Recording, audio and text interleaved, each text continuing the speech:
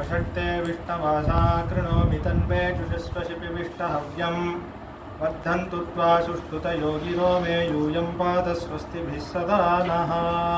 हरिः ओम्। अस्मद्गुरुभ्यो नमः। श्रीमान् वेङ्कटनाथार्य कवितार्किकेसरी वेदान्ताचार्यवर्यो मे सन्निधत्तां सदा हृदि। ज्ञानानन्दमयं देवं निर्मलस्फटिकाकृतिम् आधारं सर्वविद्यानां हयग्रीवमुपास्महे। रामानुजदयापात्रं ज्ञानवैराग्यभूषणं श्रीमद्वेङ्कटनाथार्यं वन्दे वेदान्तदेशिकम्।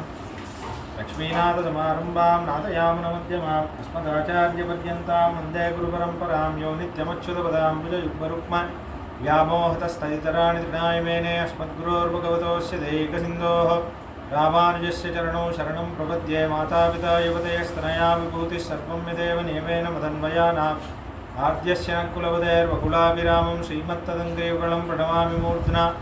भूतं सरश्च महताः पयपट्टनाद श्रीभक्तिसारकुलशेखरयोगिवाहान् भक्ताङ्घ्रिरेणुपरकालयतीन्द्रमिश्रान् श्रीमत्पराङ्कुशमणिं प्रणतोऽस्मि नित्यं। पितामहस्यापितामहाय प्राचेतसादेशफलप्रदाय श्रीभाष्यकारोत्तमदेशिकाय श्रीशैलपूर्णाय नमो नमस्तात्। पूजन्तं राम रामेति मधुरं मधुराक्षरमारुह्य कविताशाखां वन्दे वाल्मीकिकोकिलम्। वाल्मीकिर्मुनिसिंहस्य कवितावनचारिणः शृण्वन् रामकथानादं को नयाति पराङ्गतिं। यः पिबन् सततं रामचरितामृतसागरम् अतृप्तस्तं मुनिं वन्दे प्राचेतसमकल्मषम्। गोष्पदीकृतवाराशिं मशगीकृतराक्षसं रामायणमहामालारत्नं वन्दे अनिलात्मजम्। अञ्जनानन्दनं वीरं जानकीशोकनाशनं कपीशमक्षहन्तारं वन्दे लङ्काभयङ्करम्। मनोजवं मारुततुल्यवेगं जितेन्द्रियं बुद्धिमतां वरिष्ठं वातात्मजं वानरयूथमुख्यं। श्रीरामदूतं शिरसा नमामि उल्लङ्घ्य सिन्धो सलिलं सलीलं यशोकवह्निं जनकात्मजायाः आदाय तेनैव ददाह लङ्कां नमामि तं प्राञ्जलिराञ्जनेयम्। आञ्जनेयमधिपाटलाननं काञ्चनाद्रिकमनीयविग्रहं पारिजाततरुमूलवासिनं भावयामि पवमाननन्दनं। यत्र यत्र रघुनाथकीर्तनं तत्र तत्र कृतमस्तकाञ्जलिं बाष्पवारि परिपूर्णलोचनं। मारुतिं नमतराक्षसान्तकं वेदवेद्ये परे पुंसि जाते दशरथात्मजे वेदप्राचेतसादासीत् साक्षात् रामायणात्मना चरितं रघुनाथस्य शतकोटिप्रविस्तरम्। एकैकमक्षरं पुंसां महापातकनाशनं तदुपगतसमासतुल्योगं संवदरूपणतर्थवाक्यवत्तं। रघुवरचरितं मुनिप्रणीतं दशशिरसच्चवदं निशामये त्वं श्रीरागं दशरथात्मजमप्रमेयं। सीतापतिं रघुकुलान्वये रत्नदीपम् आजानुबाहुमरविन्ददलायताक्षं रामं निशाचरविनाशकं नमामि। वैदेही सहितं सुरद्रुमतले हैमे महामण्डपे मध्ये पुष्पकमासने मणिमये वीरासने सुस्थितम्। अग्रे वाचयति प्रभञ्जनसुते तत्त्वं मुनिभ्यः परं व्याख्यान्तं भरतादिभिः परिवृतं। रामं भजे श्यामलम् आपदामपहर्तारं धातारं सर्वसम्पदां लोकाभिरामं श्रीरामं भूयो भूयो नमाम्यहम्। धर्मात्मा सत्यसन्धश्च रामोदाशरतिर्यदि पौरुषे च प्रतिद्वन्द्वः शरेणं जहि रावणिं। तपस्वाध्यायनरतं तपस्वी वाग्विदाम्बरं नारदं परिपप्रच्छ वाल्मीकिर्मुनिपुङ्गवं। जयत्याश्रितसन्त्रासध्वान्तविद्वंसनोदयः प्रभावान् सीतया देव्या परमव्योमो भास्करः। सन्तः श्रीरङ्गपृथ्वीश शरणत्राणशेखराः जयन्ति भुवनत्राणपदपङ्कजरेणवः। भरताय परं नमोऽस्तु तस्मै प्रथमोदाहरणाय भक्तिभाजां यदुपज्ञमशेषतः पृथिव्यां प्रतितो राघवपादुका प्रभावः। கற்பார் ராமபிரானையல்லால் மற்றும் கற்பரோ புட்பாமுதலா புல்லெரும்பாதி புந்திந்திரியே நற்பால் அயோத்தியில் வாழும் சராசரம் முற்றமும் நற்பாலுக்கு உய்த்தான் நான்முகனார் பெற்ற நாட்டுலே சியாபதி ராமச்சந்திரகி பவனசுத ஹனுமானுகி। अहमात्मा न देहोऽस्मि विष्णुशेषो अपरिग्रहः तमेव शरणं प्राप्तः तत्कैङ्कर्य चिकीर्षया। నేను శరీరాన్ని కాదు జీవాత్మని పరమాత్మ శ్రీమన్నారాయణుడి మీదే ఆధారపడి ఉన్న వాడి దాసుడిని. జీవితంలో నేను మోక్షోపాయంగా మోక్షానికి ఉపాయంగా చేయగలిగింది ఒక్కటే, ఆ భగవంతుడు శ్రీమన్నారాయణుడి పాదాలని ఆశ్రయించి శరణాగతి చేయడమే. అది ఒక మంచి సత్సంప్రదాయంలో ఉన్న ఆచార్యుల ద్వారా చేసిన వాడినైన నేను ఇంకా నాకు ముక్తికి ఏమీ బాధ లేదు కాబట్టి బతికున్నంతకాలం నా స్వామి శ్రీమన్నారాయణుడి నచ్చినట్టే బతికి ఆనందంగా వాడి కైంకర్యములు చేసుకుంటూ నేను హాయిగా నా జీవితాన్ని కొనసాగిస్తాను. తత్కైంకర్య చికీర్షయ అన్న విషయం. అంటే భగవంతుడి పాదాల యందు శరణాగతి చేసిన తర్వాత మనకి ఇంకేం బాధ లేదు. చాలా హాయిగా వాడికి ఏది నచ్చుతుందో, వాడికి ఎలా నచ్చుతుందో మన జీవితం అలా గడిపి ఉండడం ఉందే అదే ఆనందం. కానీ మనం ఇప్పుడు ఇక్కడ చూసే ఆనందం ఒకటి ఉంది. మన జాబాలి మహర్షి ఒకటి ఆనందం అన్నారు, అది ఇంకా జరుగుతుంది. జాబాలి మహర్షి ఆ కాన్వర్జేషన్లో ఉన్నాం. ఆయన ఏమంటున్నారు, దానికి ఒక శ్లోకం ఉంది చార్వాకులది ప్రసిద్ధంగా. వాళ్ళకేం గ్రంథం ఏం లేదు. అంటే ఇప్పుడు జైనిజం అంటే వాళ్ళకి ఒక బుక్స్ ఉన్నాయి కదా, కొన్ని బుద్ధిజం అంటే కొన్ని బుక్స్ ఉన్నాయి. చార్వాకులకి ఏం బుక్స్ లేదు, ఒకే ఒక శ్లోకమే వాళ్ళది. ఎందుకంటే చాలా ఈజీ. ఎందుకు బుక్స్ అనేది లేవంటే బుక్స్ చెప్పి ఎక్స్ప్లెయిన్ చేసే అవసరం లేదు. మనలోనే మనసులో ఆ ఫీలింగ్ ఉంది. కొన్ని రోజులు మనం సత్సంగం అంతా వదిలేసామనుకోండి, ఆటోమేటిక్గా మనకి ఆ ఫీలింగ్ వచ్చేస్తుంది. జాబాలి మహర్షి చెప్పింది ఏం చెప్పారు, స్వర్గం నరకం ఇవన్నీ ఎవడు చూశాడు, హాయిగా ఉంది, ఉన్నది ఒకటే జీవితం, హాయిగా ఉండు, ఎందుకు ధర్మం అంటున్నాం అనే విషయం. అయితే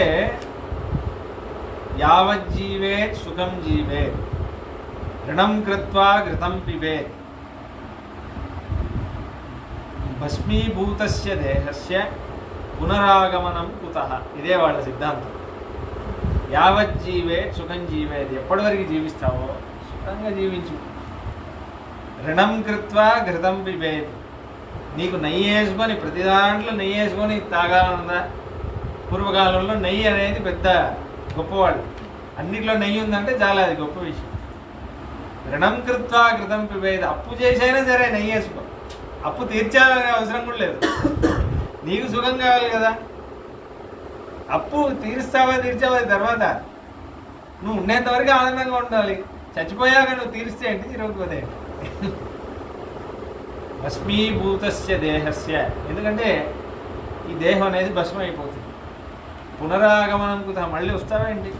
కాబట్టి యావజ్జీవే సుఖం జీవే, కొంతకాలం హాయిగా ఉండు. అంటే ఈ చార్వాకులు అనే చాలా చాలా 2-3 విషయాలు ఉన్నాయి, మీరు అర్థం చేసుకోవాలి. ఎందుకంటే ఇవాళ రేపు ఇంటర్నెట్లో చాలా దీని గురించి సరిగా తెలియదు ఎవరికి. ఈ you can still be a Hindu and you can be Charvaka అంటున్నారు. చాలా తప్పది. కొన్ని విషయాలు ఉన్నాయి, దాని గురించి చెప్పాలనే. చార్వాకులు అని ఒక గురువు ఎవరు లేరు. చార్వాకులు అనేది చార్వాక సిద్ధాంతం అంటే ఇప్పుడు రామానుజ సిద్ధాంతం రామానుజాచార్యులు వారు అని ఉన్నారు కదా. చార్వాకులు అనేవి ఉన్నారా లేరా అనేది తెలియదు. మహాభారతంలో ఒక రాక్షసుడు ఉన్నాడు చార్వాకుడు అని, కానీ వాడు ఈ సిద్ధాంతం స్థాపించినట్టు లేదు. చార్వాకులు అంటే ఏంటంటే, చారు అంటే అందంగా, వాక్ అంటే మాట్లాడేవాళ్ళు, చాలా అందంగా మాట్లాడతారు, కన్విన్స్ అయిపోతారు మీరు ఈజీగా. కృష్ణుడు దీని గురించి వాన్ కూడా చేస్తున్నారు భగవద్గీతలో. యామిమాం పుష్పితాం వాచం అని ఒక శ్లోకం వస్తుంది. పువ్వులతో అలంకారం చేసినట్లు మాట్లాడతారు కొంతమంది. అక్కడ గొప్ప గొప్ప బ్రాహ్మణులు కూడా పడిపోతారు అని కృష్ణుడు చెబుతున్నాడు. ఆ విషయం భగవద్గీతలో వస్తుంది. ఏ పదంచ విపశ్చిత, అర్జున పడిపోతారా. శాస్త్రం తెలిసిన ఆచార్యుల దగ్గర వెళ్ళరు. అందుకే చూడండి, టీవీలో వచ్చే వాళ్ళందరూ చాలా అందంగానే మాట్లాడతారు. మన ఆచార్యులు స్ట్రైట్ ఫార్వర్డే చెప్తారు. చేస్తున్నావా, స్వధర్మం చేస్తున్నావా, సన్యాసనం చేస్తున్నావా అని అడుగుతారు. అది నచ్చదు. రీఇంజనీరింగ్ యువర్ సోల్ అంటే నచ్చాయి. చాలా గొప్ప ఆయన. ఇదే మనకి అట్లాంటిది వాడితేనే మనకి చాలా అట్రాక్టివ్గా కనిపిస్తుంది. కాబట్టి ఇది చాలా డేంజరస్. కాబట్టి చార్వాక అంటే ఏంటంటే అందంగా మాట్లాడే వాళ్ళని అర్థం. అయితే చాలామంది ఏమంటున్నారు, పద్మపురాణంలో బృహస్పతి ఆయన దేవగురు, దేవతలకి ఆయన గురు, ఇంద్రుడు దేవతలకి ఆయన గురు. సో బృహస్పతినే దీని గురించి మాట్లాడతారు ఈ సిద్ధాంతం. ఇప్పుడు జాబాలి మహర్షి రామాయణంలో మాట్లాడినట్టు పద్మపురాణంలో బృహస్పతి మాట్లాడతారు ఈ సిద్ధాంతం. ఫస్ట్ ఆయన చెప్తున్నట్టు అనిపిస్తుంది. స్టార్ట్ చేసింది దేవగురువునే కదా, మరి మీరు అవేదికం అని ఎలా అంటారు? విషయం వేదంలో కూడా ఉంది ఒక విషయం. చాందోగ్య ఉపనిషత్తులో ఈ మహాబలి చక్రవర్తి ఉన్నాడు కదా, మనవడు ఒకడు వైరోచనుడు అని, వాడు ఇంద్రుడు ఒకసారి కలిసి వెళ్తారు బ్రహ్మ దగ్గర. బ్రహ్మ ఇది ఉపదేశం చేస్తారు, స్వర్గం నరకం ఎవరు చూశారు, నీ శరీరం సుఖంగా ఉండు, ఆత్మాలంతా నీకు ఎందుకు, శరీరం సుఖంగా పెట్టుకో, ఉండదు ఒక జీవితం, ఎంజాయ్ చేయి అని ఉపదేశం చేస్తారు. సరే, వేదంలోనే ఉంది, పద్మపురాణంలోనే ఉంది, రామాయణంలో ఉంది, మహాభారతంలో కూడా కన్వ మహర్షి ఆశ్రమంలో కొంతమంది లోకాయుధులు ఉండేవారు అని ఒక చిన్న ఒకే ఒక శ్లోకం. కాబట్టి అప్పటి నుంచే ఉంది, మీరేంటి కొత్తగా లేదంటున్నారు, ఇది హిందూయిజమే కదా అని అంటున్నారు కొంతమంది. వేదంలో ఉంది కాబట్టి అది కరెక్ట్ అని చెప్పలేము, ఎందుకుంది అనేది అర్థం చేసుకో. వేదంలో రాక్షసుల గురించి ఉంది, నువ్వు రాక్షసుడు అయిపోతావు కదా. రావణుడి గురించి కూడా ఉంది, రావణుడు చేసినది నువ్వు కూడా చేస్తావు కదా. చాలామంది ఇప్పుడు ఫ్యాషన్ అయిపోయింది, అదేమో సిగరెట్ అది గాంజా అనేది తాగుతారు. శివుడు తాగేవాడు, శివుడు విషం కూడా తాగాడు, ఏది నువ్వు తాగు. శివుడు మెడలో పాము వేసుకున్నాడు, నువ్వు వేసుకో. కాబట్టి దేవతలతో అలా ఏదో వాళ్ళు ఏదో చెప్పడం. అయితే వేదంలో ఎందుకుంది, పద్మపురాణంలో ఎందుకుంది అనేది రెండు విషయాలు, అది చెప్తాను, మీకు అర్థమవుతుంది. ఈ వైరోచనుడు అనేవాడు అసురులకి పెద్ద చక్రవర్తి. అయితే వాడు మహాబలి ఎలా డామినేట్ చేశాడు, మొత్తం దేవతలందరినీ వాళ్ళ రాజ్యం మొత్తం లాగేసుకున్నాడు కదా. అయితే వైరోచనుడు కూడా అలానే చేస్తున్నాడు, మనవడు, మహాబలి చక్రవర్తి మనవడు. ఈ వైరోచనుడు బుద్ధిజంలో పెద్ద గురువు వాడు. ఈ బ్రహ్మ ఇక్కడ ఏదైతే ఉపదేశం చేశాడో వాడు అది తీసుకెళ్ళి బౌద్ధులకి చెప్పాడు. అది మీరు బుద్ధిజం చదవండి, వైరోచన అని ఒక ఆయన ఉంటాడు గురువు, నేనే ఆయన. చాంద్రోగ్య ఉపనిషత్తులో ఉంది, వేదాంత స్వామి తీస్తున్నారు. ఎందుకు ఏ ప్రసంగంలో వేదాంత స్వామి చెప్తున్నారంటే, శిష్యుడి అర్హత చూసుకొనే చెప్పాలి విద్య అనేది. వాడికి ఎంతవరకు అర్థమవుతుంది పరీక్ష చేసి చెప్పాలి. వచ్చాడు కదా అని మొత్తం వేదాంతం మొత్తం చెప్పకూడదు. వాడు పట్టుకోవడానికి సిద్ధంగా ఉన్నాడా, వాడికి చెప్తే అర్థమవుతుందా, వాడు మిస్యూజ్ చేస్తాడా, అది అర్థం చేసుకోవాలి ఫస్ట్. అందరికీ అన్నీ చెప్పేయకూడదు, ఇప్పుడు కరెక్ట్గా నేర్పిస్తాడా అనేది చూడాలి. శిష్యప్రాప్త పరీక్ష, మనం పరీక్ష చేయాలి. యాక్చువల్లీ 1 year పరీక్ష చేయాలని ఉంటుంది వేదాధ్యయనం. అప్పుడంతా పాఠశాలలో వేస్తే 1 year ఏం నేర్పారు, అన్ని గురువు గారి వెంటే ఉండాలి. గురువు గారి పాఠశాలలో ఆవులన్నీ చూసుకోవాలి, ఆవుల్ని కడగాలి, ఇంట్లో కైంకర్యం అంతా చేయాలి. అదంతా చేశాక వీడికి నిజంగా శ్రద్ధ ఉందా అని చూశాక నేర్పిస్తారు. అది ఉంది, అయితే ఒకటి ఋగ్వేదంలో ఉంది విషయం. 1 సంవత్సరం ఏం నేర్పించకుండా అంతేవాసిగా ఉన్న గురువు గారి పక్కనే సేవ చేయాలి. అట్లా ఉండాలి, నిజంగా అంత పరీక్ష చేయాలి. అంటే ఈ గురువు గారు నాకు విద్య నేర్పిస్తే నాకు అది చాలు జీవితాన్ని, నాకు ఇంకేమొద్దు. ఆయన ఎన్ని రోజులైనా తీసుకొని ఈయన నేర్పిస్తే నాకు చాలు, అలా ఉండాలి. అలా ఉంటే ఆయన నేర్పిస్తారు. ఇప్పుడు కూడా నాకే చాలామంది తెలుసు అలా నేర్చుకున్నవారు. ఇప్పుడు వాళ్ళు ఆ గురుభక్తే వాళ్ళని కాపాడుతుంది. అయితే వైరోచనుడు గెలిచేస్తున్నాడు అందరినీ. ఇప్పుడు వాడిని చంపలేరు, వాడు రాక్షసుడే. ఎందుకు? ప్రహ్లాదుడి వంశం. ప్రహ్లాదుడు మనవడు మహాబలి చక్రవర్తి, మహాబలి చక్రవర్తి మనవడు. ప్రహ్లాదుడికి నృసింహావతారంలో స్వామి ఒక వరం ఇచ్చారు. నువ్వు ఒక్క వైష్ణవుడు ఉన్నావు కాబట్టి నీకు 100 తరాల పైన 100 తరాల కింద నేను అందరినీ ఏం చేయను. వాళ్ళు ఎంత దుర్మార్గులైనా సరే నీ ఒక్కడి ప్రభావం వల్ల, ప్రహ్లాదుడి వంశంలో ఉన్నవాడు కదా అని వాడికి మోక్షం ఇస్తాను. కాబట్టి ప్రహ్లాదుడి వంశంలో ఎప్పుడు ప్రహ్లాదు తర్వాత 5th generation ఒక వైష్ణవుడు ఉంటే స్వామి అంత కటాక్షం. ఒకే ఒక వైష్ణవుడు ఇంట్లో ఉంటే స్వామి వాడిని ఏం చేయొద్దు, వాడు ప్రహ్లాదుడు మనవడు కావాలంటే వాడిని కొంచెం వాడి మైండ్ అంటే వాడిని పవర్లెస్గా చేసేయండి, వాడి మైండ్ని డైవర్ట్ చేసేసి పవర్లెస్గా చేసేయండి. మోహశాస్త్రాన్ని కారయ అని ఒక వచనమే ఉంది. బ్రహ్మ విష్ణువు దగ్గర వెళ్ళినప్పుడు మోహశాస్త్రం ఒక శాస్త్రం చేయండి, ఆ శాస్త్రం వాడికి నేర్పియండి.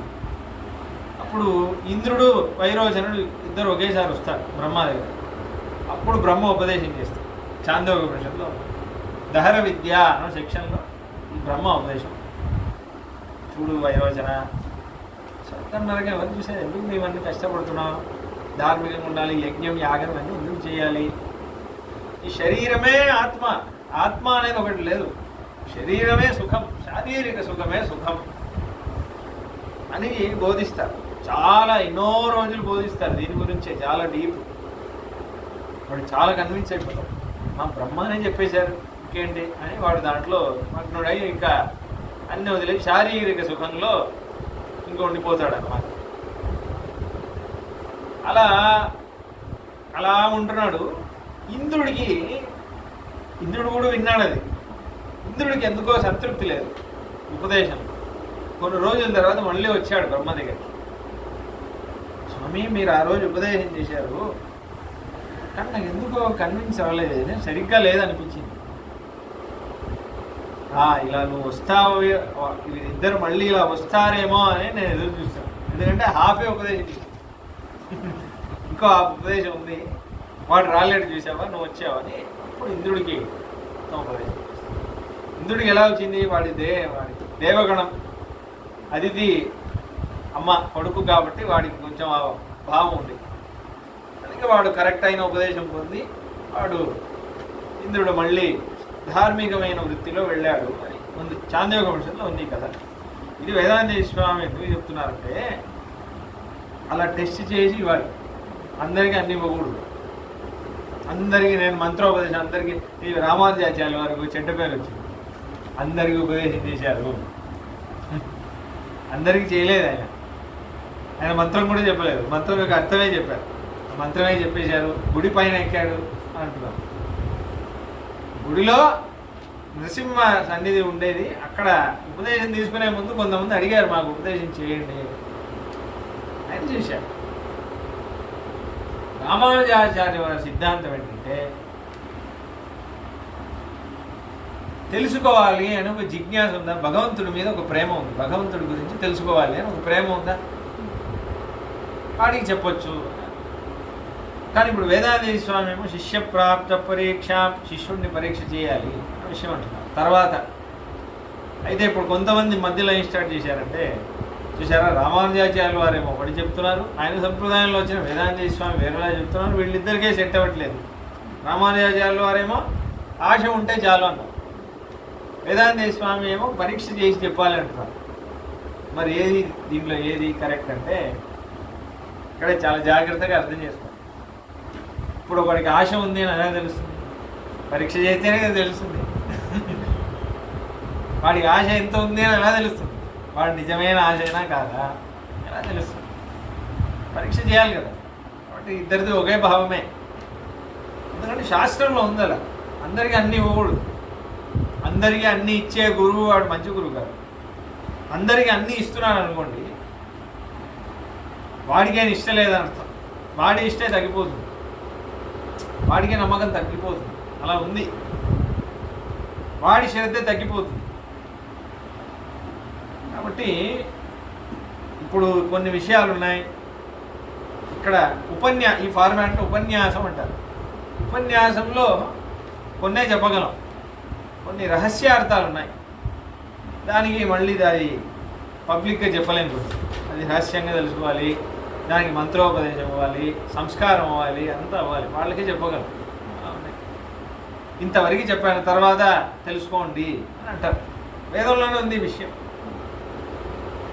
కృష్ణుడు మొత్తం భగవద్గీత చెప్పేసి తద్విద్ది ప్రణిపాతేన పరిప్రశ్నేన సేవయ ఉపదేశ్యంతి తే జ్ఞానం జ్ఞానినస్తత్వదర్శిన అన్నాడు భగవద్గీతలో. అర్జునాన్ని నీకు అన్నీ చెప్పాను కదా, దీనికంటే కూడా ఉపదేశం ఉంది, రహస్యార్థం, అన్నీ నీకు ఇప్పుడు చెప్పలేను.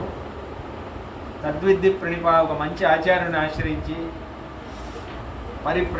వాళ్ళకి సాష్టాంగ నమస్కారం చేసి సేవ చేసి దాసభావంలో వాళ్ళ దగ్గర ఉంటే వాళ్ళు ఉపదేశించి తే జ్ఞానం జ్ఞానిన తత్వదర్శనం చేసిన వాళ్ళు ఉంటారు, భీష్మ పితామహుల్లా లాంటి వాళ్ళు.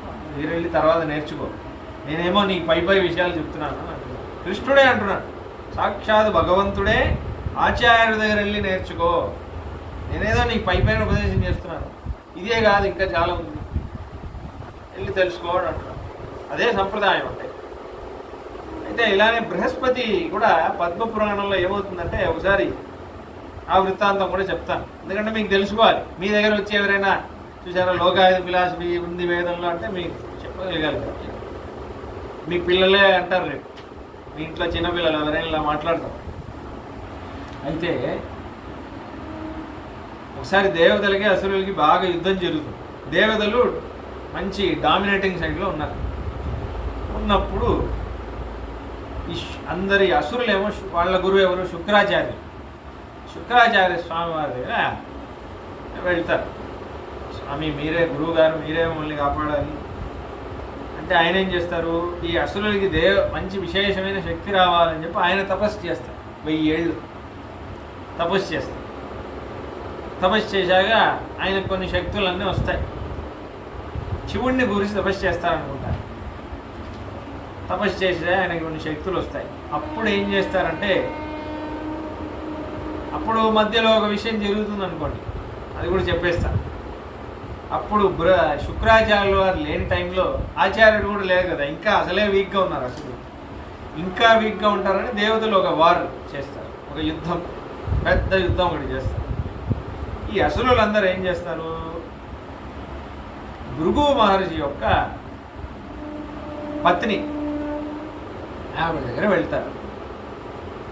ఆవిడ దగ్గర వెళ్తే ఆవిడ అమ్మ శరణాగతి చేస్తున్నారు, అమ్మ నువ్వే కాపాడాలమ్మా అని శరణాగతి చేసేస్తే ఆవిడేమో పాపం శరణాగతి రక్షణ చేయాలని చెప్పేసి దేవతల్ని రానివ్వకుండా చేసేస్తుంది. అసురుల్ని కాపాడుతుంది. సాక్షాత్ మహర్షి పత్ని అయి ఉండి అసురులకి ఆశ్రయం ఇస్తుంది. శరణాగతి రక్షణం చేయాలి కరెక్టే, మన దగ్గర కాళ్ళు ఒకళ్ళు వచ్చి పట్టుకుంటే శరణాగతి రక్షణ చేయాలి కరెక్టే, అని చేయడం వల్ల ధర్మం జరుగుతుందో అధర్మం జరుగుతుందో చూడాలి కదా. అధర్మం జరుగుతుందంటే మరి మిమ్మల్ని కూడా చంపేయాల్సిందే అవునా కదా. అయితే అప్పుడు వేరే దారి లేక ఋషిపత్నిని చంపకూడదు, కానీ ఈవిడేమో చంపకపోతే అనర్థం అయిపోతుంది. ఈవిడ కూడా అసురుల సాంగత్యంలో ఆసురి గుణంలో మాట్లాడుతుంది. అందరూ విష్ణువు దగ్గర వెళ్తే విష్ణువే సంహారం చేసేస్తారు. దాని తర్వాత భృగు మహర్షికి తెలుస్తుంది. భృగు మహర్షి శాపం ఇస్తారు, నాకు పత్ని వియోగం వచ్చింది కదా, నీకు కూడా ఒక అవతారంలో పత్ని వియోగం వస్తుంది అని శాపం. అందుకే సీతారాములు విడిపోతారు లాస్ట్. భృగు మహర్షి శాపం అది ఉత్తరాఖండలో వస్తుంది ఆ విషయం, ఈ కథ వస్తుంది అప్పుడు చెప్తాను. భృగు మహర్షి శాపం చూడండి, స్వామివారు పరమాత్మయుండి ఋషి శాపాన్ని ఆయన తీసుకుంటున్నారు. దాని తర్వాత బృహస్పతి మహర్షి ఆయన తపశ్శక్తితో బతికిస్తారు. బతికిస్తే ఆవిడ మళ్ళీ ఆ ఋషిపత్ని మళ్ళీ బతికేస్తుంది అనుకోండి. ఈ కథని విశ్వామిత్ర మహర్షి బాలకాండలో చెప్పారు. ఎందుకంటే రాముడు అసురుల్ని చంపే ఖాతా ఎవరితో ఓపెన్ చేశారు, తాటకాతోనే ఓపెన్ చేశారు. తాటకాన్ని చంపొచ్చా వద్దా అని ఆలోచిస్తుంటే విశ్వామిత్ర మహర్షి అంటున్నారు, ఏం ఆలోచించద్దు రామా, విష్ణువే చంపాడు. తన ఫ్లాష్ బ్యాక్ దానికే గుర్తు చేస్తుంది. చంపొచ్చు, అమ్మ ఆడవాళ్ళు కదా, చంపాలా వద్దా ఆలోచించకు, రాక్షసులు వీళ్ళు, చంపకపోతే వాళ్ళు 100 మందిని చంపేస్తారు అని అంటుంటే తాటకాన్ని చంపుతాడు. అందుకే ఆ శాపమే విష్ణువుకి మన రాముడికి వచ్చింది, సీతా వియోగం. అయితే దాని తర్వాత ఈ ఇంద్రుడు ఏం చేస్తాడు, మళ్ళీ విష్ణువు దగ్గర వెళ్ళి వేడుకుంటారు. ఎందుకంటే చూడండి, శరణాగత రక్షణ అంటే మన స్వామి చేయాలి. ఎవరికైనా సరే, ఏ దేవత అయినా సరే శరణాగత రక్షణ అంటే ఈయన ఒకళ్ళ దగ్గర శరణాగతి చేసినట్టు ఉండదు. ఎక్కడ అందరూ ఈయన దగ్గరే శరణాగతి చేస్తారు. బ్రహ్మ వచ్చి చేస్తాడు, ఇంద్రుడు చేస్తాడు, అగ్ని చేస్తాడు, శివుడు కూడా చేశాడు. భస్మాసురుడు అని ఒక అసురుడు వచ్చి శరణాగతి చేశాడు. ఈయనే కాపాడాలి. అందరూ ఇరుక్కుంటారు, ఈయనే కాపాడాలి. ఎందుకంటే శరణాగత రక్షణ ఈయనే చేయగలడు. రక్షణం మధ్యలో రక్షణం మనకు గుణం ఉంది, అది ఆయనే చేయగలరు. క్రియేషన్, డిస్ట్రక్షన్, మధ్యలో మెయింటెనెన్స్ అన్నారు, ప్రొటెక్షన్ అన్నారు, ఆయనే చేస్తారు. మీరు ఏదైనా సరే చూడండి, స్టార్ట్ చేయడం ఈజీ, ఎండ్ చేయడం ఈజీ, మధ్యలో మెయింటైన్ చేయడమే కష్టం. జిమ్ మెంబర్షిప్ తీసుకోవడం ఈజీ, జిమ్ వదిలేయడం ఈజీ, డైలీ జిమ్కి వెళ్ళడమే కష్టం. అవునా? అలానే ఏదైనా సరే, ఏ కోర్స్ అయినా సరే, నేను రేపటి నుంచి చదువుతాను, January 21 నా రెజల్యూషన్ ఏంటంటే చేస్తారు, జాగ్రత్తగా వర్కౌట్ అవుతుంది. మెయింటైన్ చేయడమే కష్టం. అలానే బ్రహ్మ సృష్టి ఈజీ, సంహారం ఈజీ, మధ్యలో రక్షణ ఉండగలడు. అందుకే ఆయన పెట్టుకున్నాడు. అది ఇంపార్టెంట్ పని. అది వేరే వాళ్ళకి ఇవ్వలేడు, ఆయనే చేయగలడు, వేరే వాళ్ళు చేయలేరు. అయితే మళ్ళీ విష్ణువు దగ్గర వచ్చారు. వస్తే అప్పుడు ఆయన ఏం చేశాడు, బృహస్పతికి పంపించాడు. బృహస్పతి అప్పుడేం చేస్తా, అప్పుడు ఏమవుతుందంటే జయంతి అని ఒక ఆవిడ ఈ 1000 ఏళ్ళు శుక్రాచార్యుల వారు తపస్సు చేస్తున్నప్పుడు లాస్ట్ 100 years ఆవిడ పక్కన నుండి శుశ్రూష చేస్తున్నారు. చేసేసి చాలా చాలా శుశ్రూష చేస్తుంది పాపం. అమ్మా నీకేం వరం కావాలమ్మా అంటే నన్ను పెళ్లి చేసుకోండి అని అడుగుతుంది. పెళ్లి చేసుకుంటే చాలా అందంగా ఉంటుంది. ఇంకా 100 ఏళ్ళు పాపం శుక్రాచార్యులు అన్నీ మర్చిపోయారు. అసలు మన శిష్యుల దగ్గర వెళ్ళాలి, అనుగ్రహించాలి అని డైవర్ట్ చేయడానికే జయంతితో ఉన్నారు, మర్చిపోయారండి. అప్పుడు బృహస్పతి ఏం చేస్తారు, ఆయన శుక్రాచార్యుల వేషంలో వెళ్ళి అసురులకి ఉపదేశం చేస్తారు. అండి శరీరమే ఆత్మ, స్వర్గం నరకం అని ఈ ఉపదేశం అంతా. ఎందుకంటే వీళ్ళు కూడా యజ్ఞం అంతా చేస్తున్నారు, అసురులు కూడా యజ్ఞం చేశారనుకోండి, అంతే చాలా ఇదైపోతుంది, అనర్థమైపోతుంది. ఇంకా వాళ్ళకి యజ్ఞం యాగం అన్నీ ఎవడు చూశాడు, స్వర్గం ఎవడని చూశాడు, ఇట్లాంటి ఉపదేశం అంతా చేస్తారు. అదే నిజం శుక్రాచార్యుల వారి తర్వాత వస్తారు. వచ్చేసి బృహస్పతి ఎంత దుర్మార్గుడా అట్లా ఇట్లా తిడతారు. తిడితే ఇప్పుడు ఇద్దరు శుక్రాచార్య వేషంలో ఉన్నారు. వేషం వస్తే అప్పుడు బృహస్పతి వాళ్ళు కూడా శిష్యుల్ని ఎమోషనల్ బ్లాక్మెయిల్ చేస్తారు. ఆయనే బృహస్పతి, నేను నిజంగా శుక్రాచార్యులు వాడిని, ఇన్ని రోజులు మీకు ఉపదేశం చేశానే, ఏదైనా మోసం చేశానా? మన మనస్తత్వం కూడా ఎలా ఉంటుంది అనుకోండి, ఇన్ని రోజులు పక్కన ఎవరైనా చూస్తున్నాం వాళ్ళే నిజం అనుకుంటారు, సడన్గా ఒకళ్ళు వస్తే వాళ్ళని అబద్ధం అనుకుంటారు కదా. నిజం శుక్రాచార్యులు వారిని వదిలేసి బృహస్పతి దగ్గర వెళ్తారు వీళ్ళందరూ. గురువుగారు మీరే మా గురువు గారు అని. శుక్రాచార్యుల వారి కోపం వచ్చి అసురుల్ని శపించేస్తారు. మూర్ఖుళ్ళ నిజమైన గురువుని గుర్తించలేరు, ఇట్లాంటి శిష్యుల్ని పెట్టుకున్నాను నేను అని చెప్పి ఆయన శాపం ఇచ్చేస్తాడు. నిజంగానే వీళ్ళు ఆ యుద్ధంలో ఓడిపోయి అసురుడికి గెలుస్తారు. అయితే ఈ కథ ఎందుకు ఈ పద్మపురాణంలో ఉంది ఈ విషయం. అయితే ఇప్పుడు బృహస్పతి ఎందుకు ఉపదేశం చేశారు, అసురుల్ని పవర్లెస్గా చేయడానికి కదా.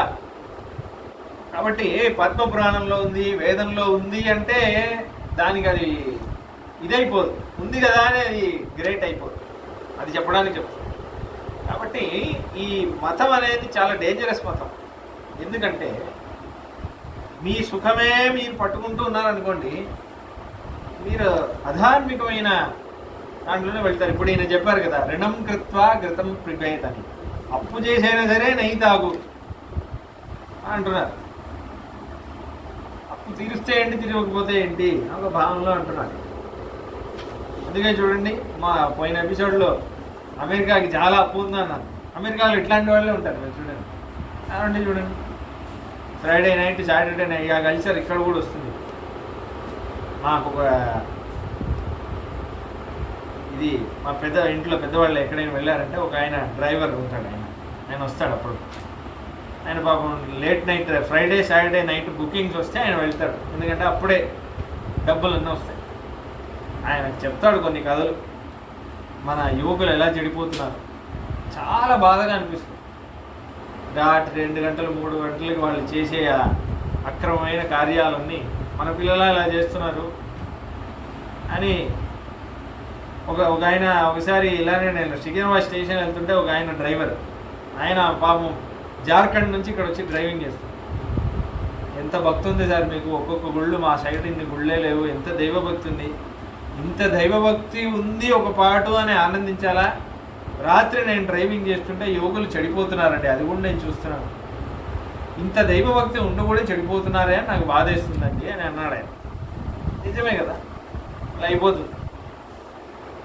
కాబట్టి మనకి ఉత్తర భారతం వెళ్ళామనుకోండి, బృందావన్ అక్కడంతా వెళ్ళామంటే మనల్ని నెత్తి మీద పెట్టుకుంటారు. నేనే చూశాను. అరే ఆ దక్షిణ భారత్ సేవ ఆ కిత్నా పుణ్యాత్మ అవ్వాడు అంటారు. దక్షిణ భారతంలో పుట్టారా మీరు? ఇంత అక్కడ మొత్తం అక్కడే కదా, మన సంప్రదాయం మొత్తం, శాస్త్రం, మన జ్ఞానం మొత్తం అక్కడే ఉంది కదా, ఇక్కడ సరిగా లేదు. ఇక్కడ మొత్తం మీకున్నంత ఆచారం, మీకున్నంత గుడులు, మీకున్నంత జ్ఞానం మాకు లేదే అని వాళ్ళు అంటున్నారు. వాళ్ళేమో దాన్ని చేతిలో బంగారం పెట్టుకొని ఇత్తడిని వెతుకుతున్నారు. అలాంటి సుఖం వెతుకుతున్నారు. అయితే మీరు రాముడి రిప్లై చూశారనుకోండి, రాముడు జాబాలి మహర్షి సుఖం సుఖం సుఖం సుఖం అని మాట్లాడితే రాముడు సత్యం సత్యం సత్యం సత్యం ఇదే మాట్లాడతాడు. నేను చూశాను. నీ సుఖం నీకు ఇంపార్టెంట్ అని జాబాలి మహర్షి అంటే, రాముడు చాలా అందంగా ఏమంటాడు, సత్యమేవేశ్వరో లోకే సత్యే ధర్మ సదాశ్రిత సత్యమూలాని సర్వాణి సత్యాన్నాస్తి పరంపదం. సత్యమే ఈశ్వరుడు, సత్యమే ధర్మం, సత్యంనే మనం ఆశ్రయించాలి, సత్యమే అన్నిటికీ మూలం, సత్యం వల్లే భూమి తిరుగుతుంది, సత్యం వల్లే సూర్యుడు ఉదయిస్తున్నాడు, సత్యం వల్లే ఇంద్రుడు ఇంద్ర పదవిలో ఉన్నాడు విషయాలు. ఎందుకు అంటే చాలా అర్థం చేసుకోవాలి. ఈయన సుఖం సుఖం అంటే రాముడు సత్యం సత్యం అని ఎందుకు అంటున్నాడు, దానికి జవాబు ఇస్తున్నాడా ఇవ్వట్లేదా అని చాలామందికి అర్థం కాదు. జవాబు అదే. ఎందుకు అంటే మీరు సుఖం సుఖం సుఖం అనేది పట్టుకున్నారనుకోండి, సుఖం వెనకాల వెళ్ళారనుకోండి, అది మీకు హాని చేసేదైనా సరే, అది అబద్ధమైనా సరే మీరు దాన్ని ఆశ్రయిస్తారు. అంటే ఒక అబద్ధపు సుఖమా అంటే ఒక సుఖం ఒకటి అబద్ధం, అది నిజం కాదు కానీ నాకు సుఖం ఇస్తుంది, అది కావాలా? లేకపోతే ఒకటి సత్యం కానీ ఆ పాదలో నడుస్తే నాకు కొంచెం ముళ్ళులు గుచ్చుకుంటాయి అంటే ఇవాళ రేపు అందరూ అబద్ధమైనా సరే నాకు సుఖం వస్తుంది కదా అని దాన్నే చూడండి. బెస్ట్ ఎగ్జాంపుల్ మూవీస్ అనేది అబద్ధం. ఆ వరల్డ్ లేదు, అవునా కదా? That world does not exist. Avengers ఈ సూపర్ అందరి పిల్లలందరూ టీషర్ట్లు అన్నీ వేసుకుంటారు. Super man, spider man, bat man, ఆ మ్యాన్, ఆక్వామ్యాన్ అన్నీ వేసుకుంటారు. వాళ్ళు లేరు కానీ అది కావాలనిపిస్తుంది. రాముడు ఉన్నాడు కానీ రామాయణం చదవాలనిపించదు. ఇది ఎందుకంటే ఇది కొంచెం ముళ్ళులు ఉన్నట్టు ఉంటుంది. చాలా మెదడు పెట్టాలి, తెలుసుకోవాలి, చాలా ధార్మికంగా ఉండాలి, చాలా డిసిప్లిన్డ్గా ఉండాలి, ధార్మికంగా ఉండాలి. కష్టం ఈ మార్గం. కాబట్టి ఈ అన్ని మాదక ద్రవ్యాలు కూడా అంతే. అది ఒక సుఖం ఇస్తున్నట్టు అనిపిస్తుంది. నా ఫ్రెండ్ ఒకడు కాలేజీలో అనేవాడు, వాడు చాలా డ్రగ్స్ తీసుకునేవాడు. వాడు అలానే నాశనం అయ్యాడు. చెప్పేవాడు చాలా ఎంత బాగుంటుంది తెలుసా అన్నాడు నాకు ఒకసారి. ఇరిటేషన్ చేసినట్టు ఉంటుంది అన్నాడు. అది చాలా నాకు ఇంకా సరే. ఒక అమ్మాయి కూడా అడిగింది నన్ను. నేను ఒక అమ్మాయికి జర్మన్ నేర్పించేవాడు. అమ్మాయి జర్మనీ వెళ్ళాలంటే అమ్మాయి జర్మన్ నేర్పించాను. దాని ద్వారా నేనే మర్చిపోయాను జర్మన్. అయితే ఏమైంది, అమ్మాయి తర్వాత నాకు ఒకసారి ఫోన్లో మాట్లాడి చాలా క్లోజ్గా, యాక్చువల్లీ ఆ అమ్మాయి డాన్సర్. చాలా ప్రెషర్ ఉండింది. కాలేజ్ అవ్వాలి, ఫారిన్ ఎగ్జామ్స్ ప్రిపేర్ అవ్వాలి, డ్యాన్స్ ఆమెకి పెద్ద లాంచ్ ఉంటుంది, అన్నీ ప్రిపేర్ అవ్వాలి. ఆమెకి టైం లేదు. ఫ్రెండ్ సర్కిల్ మంచి, చాలా ఫిల్తీ రిచ్. అమ్మ నాన్నలు పట్టించుకోరు. అయితే అమ్మాయి ఒకసారి ఎవరి గైడెన్స్ లేకో ఏమో నన్ను అడిగింది ఒకసారి, నేను డ్రగ్స్ తీసుకున్నాను నా లేదా, నేను డ్రగ్స్ తీసుకున్నాను, డ్రగ్స్ తీసుకోవడం వల్లే ఇవన్నీ చేయగలిగాను, ఇవన్నీ ఎందుకంటే నిద్రపోకుండా నేను చేయగలిగాను, అన్నీ నేను కంప్లీట్ చేశాను. కాబట్టి ఇప్పుడు ఆమె అడిగిన క్వశ్చన్ ఏంటంటే నాకు ఎలా చెప్పాలో అర్థం కాలేదు. అయ్యో ఇంత కష్టపడుతుంది నేను ఎలా జవాబు చెప్పాలో నాకు అర్థం కాలేదు నిజంగా. అంటే ఎవరికి చెప్పాలో తెలియకే నాదని చెప్పింది, నేను కరెక్ట్గా గైడ్ చేయాలి కదా. ఏమనిందంటే ఎంత అది ఇన్నోసెన్సా ఇగ్నోరెన్సా తెలియదు, మూర్ఖత్వమో అమాయకత్వమో తెలియదు. ఇప్పుడు నేను డ్రగ్స్ తీసుకోవడం వల్ల నేను అన్నీ అచీవ్ చేసినప్పుడు నేను డ్రగ్స్ ఎందుకు మానేయాలి అని, నాకు మంచిదే చేస్తుంది కదా నేను ఎందుకు మానేయాలి అని. చూడు నేను చాలా మిస్గైడ్ అయిపోయి ఉన్నావు.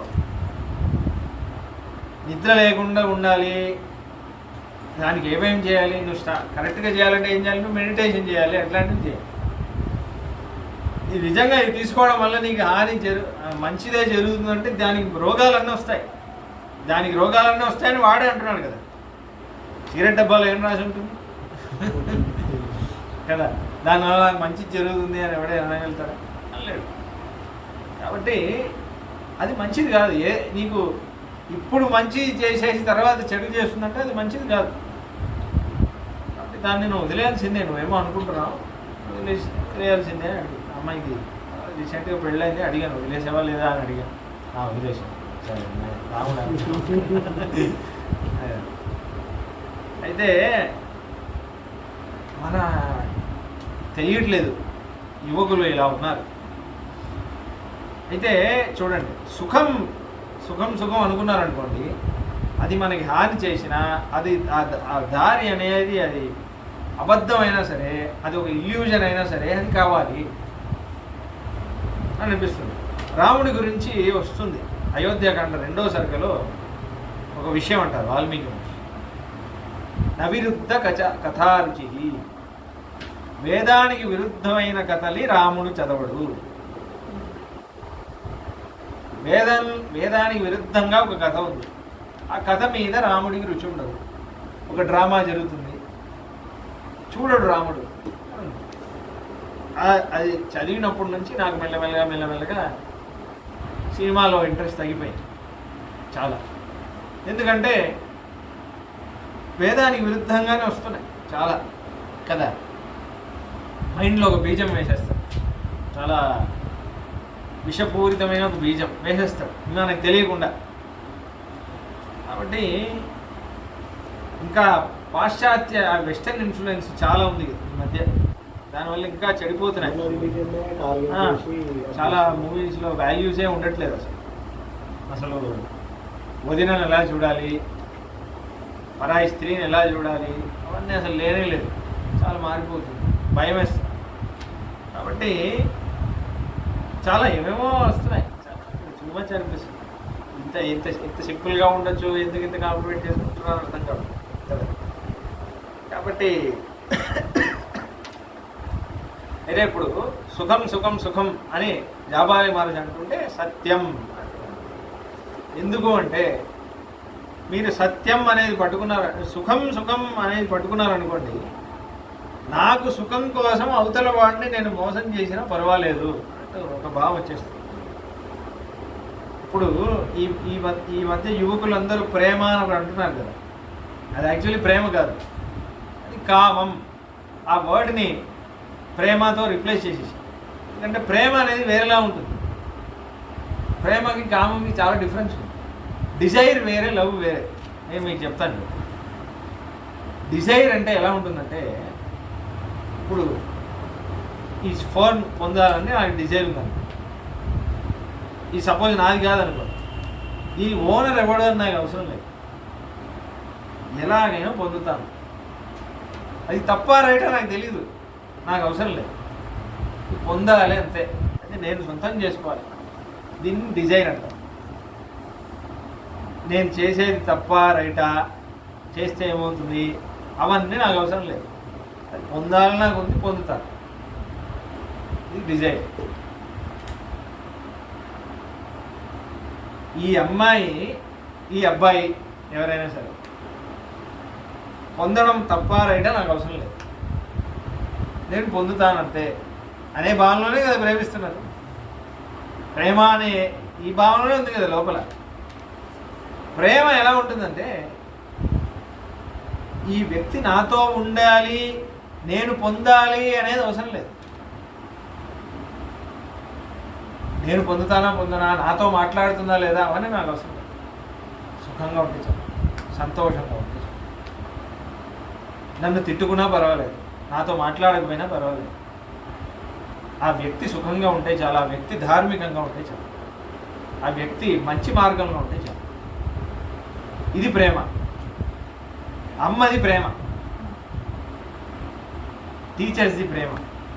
ఇలా మీ ప్రేమ ఉందనుకోండి, చాలా మంచి ప్రేమ. అది ఫ్రెండ్స్లో కూడా ఉంటుంది. వాడు నాతో మాట్లాడతాడా అవసరం లేదు. ఫ్రెండ్ ఒకడు ఫెయిల్ అయిపోతున్నాడు, ఇంట్లో మాట వినట్లేదు, బలాదురుగా తిరుగుతున్నాడు, వాడిని మీరు ఖండించి చెప్తున్నారు, వాడు నన్ను కోపగించుకుంటా అవన్నీ అవసరం లేదండి. వాడు బాగుండాలి. ఇంట్లో అమ్మ నాన్న ఎంత కష్టపడుతున్నా నాకు తెలిసి చిన్నప్పటి నుంచి చూస్తున్నాను వాడిని. అలా ఒక మిత్రుడు ఉన్నాడు, అది ప్రేమ. అది తప్ప రేటా నాకు అవసరం లేదు, అని నేను పొందాలంతే అని అనుకోని ఇది ప్రేమ కాదు, ఇది డిజైర్ అవుతుంది. కాబట్టి సినిమాలో అన్నిటిలో ఈ కామం అనే వర్డ్ని ప్రేమతో రిప్లేస్ చేసేసారు. యువకులు అందరూ కన్ఫ్యూజ్ అయిపోతుంది. దీన్ని ప్రేమ అనుకుంటున్నారు, ప్రేమ కానే కాదు. మీకు అర్థమవుతుందా? కాబట్టి ఎందుకు జాబాలి మహర్షి చెప్పిన కోణంలో మన మనసు వెళ్ళింది అనుకోండి, మనం ఇలానే ఉంటాం. మనకి రైటా రాంగా అవసరం లేదు. As long as it is నాకు సుఖం ఇస్తుందా చాలు, నాకు సుఖం ఇస్తే చాలు, నాకు సుఖం ఇస్తే చాలు అని అందరూ జీవితం లోకంలో అందరూ ఇలా ప్రవర్తించారనుకోండి, ఒక్కడు కూడా మిగలడు. యాక్చువల్లీ చూడండి, గొడవలన్నీ దానివల్లే వస్తున్నాయి. పెట్రోల్ ఏం నాది, నేనే పొందుతాను, అందుకే కదా యుద్ధం జరుగుతుంది. ఇప్పుడు ప్రజల్లో జరిగే పెద్ద యుద్ధం ఎందుకు జరుగుతుంది? నాదే ఇది, నేనే పొందుతాను. మీ సుఖంగానే ఉండరు. మన భారతదేశంలో మహర్షులు అందరూ ఎందుకు సుఖంగా ఉంటున్నారంటే, ఇది నేను పొందాలి అనే భావన ఉండదు. ఫస్ట్ అయితే చ ప్రతి కర్తవ్యం యశధర్మ సనాతన అని వస్తుంది రామాయణంలోని. భగవంతుడు నాకు నీళ్లు నాదే నీళ్లు, ఈ నది మొత్తం నాదే అనే భావన ఉందనుకోండి, అది డేంజర్. భగవంతుడు నాకు నది ఇచ్చాడు, ఈ నది వాడిది కదా, వాడికి ముందు సమర్పించాలి. సంధ్యావందనం అప్పుడు స్వామి నీది, నాకు ఇచ్చి నాది అనిపిస్తున్నావు కానీ నీదే, కాబట్టి నీ ప్రసాదంగా నేను తీసుకుంటాను. ఈ పండు నీదే, నీకు సమర్పించి తీసుకుంటాను. అన్నం నీదే, నువ్వు ఇచ్చిందే, నీకు సమర్పించి తీసుకుంటాను. ఆ భావన మనకి నేర్పించాలి అన్నిటినీ. ఈ శరీరం నీదే కాబట్టి నీ పాదమే దీంట్లో అలంకారంగా ఉండాలి. ఈ శరీరం నీ కోసమే పనిచేయాలి. ఈ శరీరం నువ్వు ఇచ్చిందే కదా, నీ గురించే వినాలి, నీ గురించే మాట్లాడాలి, నీకు నచ్చిందే చేయాలి. అప్పుడు మనం ఇదే గ్రాటిట్యూడ్ అంటే. మన సనాతన ధర్మం అంటే ఏంటంటే గ్రాటిట్యూడ్. సింపుల్. దేవతలు అందరూ సూర్యుడు మనకి ఇచ్చారు, సూర్యుడు మనకి ఇచ్చినా ఆలోచిస్తున్నారు. మన మనుషులు ఏమి ఆలోచిస్తారు, ఎలా ఆలోచించారు? ఇప్పుడు మనకి సూర్యుడు ఇంత ఇస్తున్నాడు, ఆ సూర్యుడిని స్వాగతం చేయాలి కదా. ప్రతిరోజు ఉదయిస్తున్నాడు, స్వాగతం చేయాలా వద్దా? ఎలా స్వాగతం చేయాలి? నా దగ్గర అబండెంట్గా, నా దగ్గర చాలా ఎక్కువగా ఏముంది, నీళ్లు. గుడ్ మార్నింగ్, అదే కదా సంధ్యావనం అంటే ఏంటి? సూర్యుడిని వెల్కమ్ చేయడం. మీరు ఇంటికి ఎవరైనా వస్తున్నారు, మనకి తెలియకపోవచ్చు, మన ఇంటికి ఎవరైనా వస్తున్నారంటే పూర్ణకుంభ స్వాగతం అని అంటారు. నీళ్ళది ఒక చెంబు పట్టుకొని స్వాగతం చేస్తారు. సూర్యుడికి అది చేయడమే సంధ్యావందనం అంటే, ఏం లేదు. సూర్యుడిని పంపించేటప్పుడు మళ్ళీ ఈవినింగ్ సంధ్యావందనం. చాలా కృప, ఎంత కృప చేశారు స్వామి మాకు.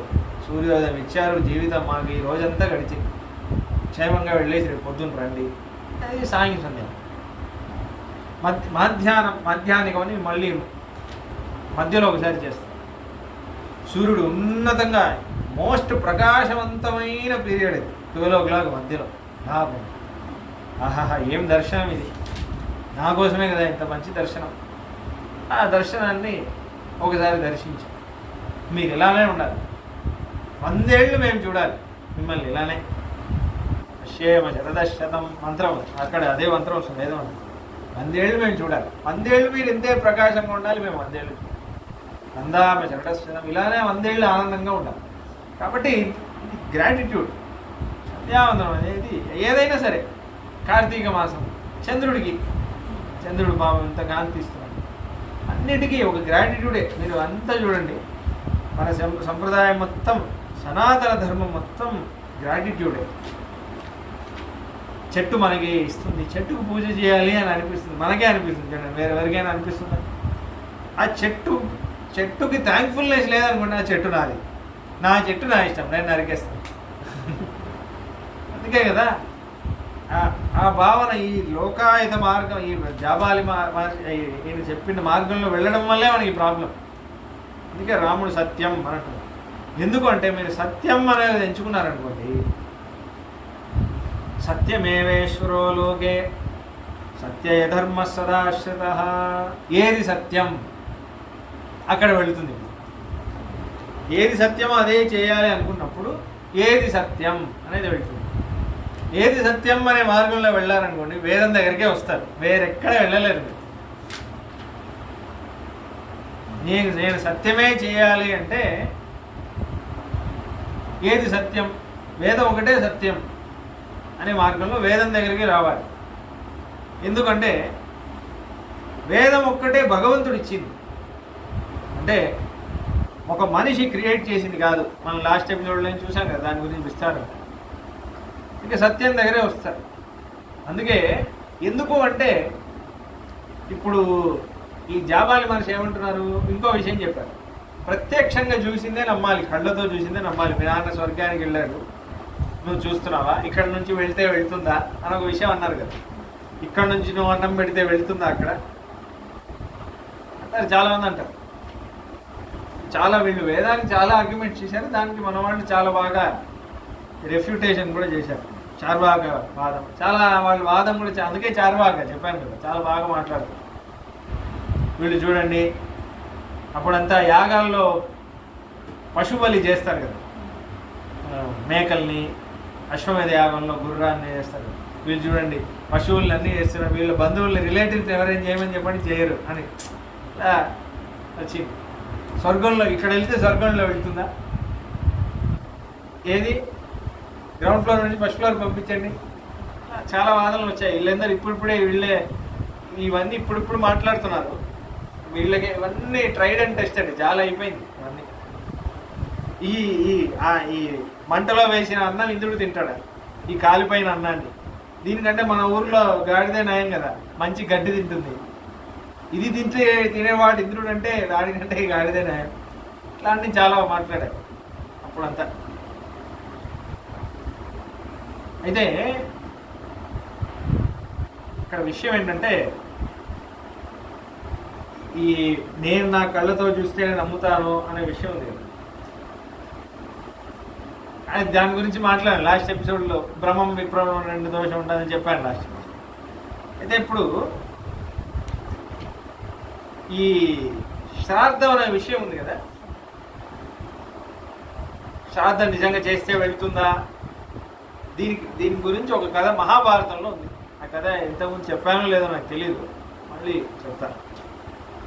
భీష్మ పితామహులు ఒకసారి శ్రాద్ధం చెప్పానా, భీష్మ పితామహులు ఒకసారి శ్రాద్ధం చేస్తారు. వాళ్ళ నాన్నగారు శాంతను మహారాజా ఈ విషయం భీష్మ పితామహులు యుధిష్ఠిరుడికి చెప్తారు ఉపదేశంగా, శాంతి పర్వం. ఆయన శ్రాద్ధం చేసేసాక పిండం పెట్టాలి, ఆ దర్భంలో పిండం ఇలా పెట్టాలి. దానికి అంతా సూత్రం ఇలా ఎలా చేయాలి అదంతా మహర్షులు రాసి ఇచ్చింది. ఆపస్తంభ సూత్రం, కొన్ని సూత్రాలు ఉన్నాయి. దాంట్లో అన్నీ చెప్పారు, ఇలా ఉండాలి, ఇన్ని దర్బాలు ఉండాలి, లెక్క ఇంత ఉండాలి, ఇలా ఉండాలి. ఇప్పుడు హోమగుండం కూడా అది దానికి లెక్క అంతా ఉంది, ఇలా ఉండాలి, దర్భం ఇలా ఉండాలి, హైట్ ఎంత ఉండాలి, వీటన్నిటికీ లెక్కలు అన్నీ ఉన్నాయి. కల్పశాస్త్రం అని ఉంటారు, దాంట్లో ఉంది ఈ విషయాలు. కల్పశాస్త్రంలో మళ్ళీ 4 సబ్జెక్ట్స్ ఉన్నాయి: ధర్మసూత్రం, గృహ్య సూత్రం, శుల్భ సూత్రం, ఇంకోటి ఏదో సూత్రం.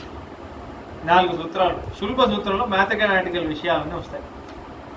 ఎలా కట్ చేయాలి, సెమీ సర్కిల్ ఎలా ఉండాలి, హోమగుండం, దాంట్లోనే పై వాల్యూ వచ్చింది.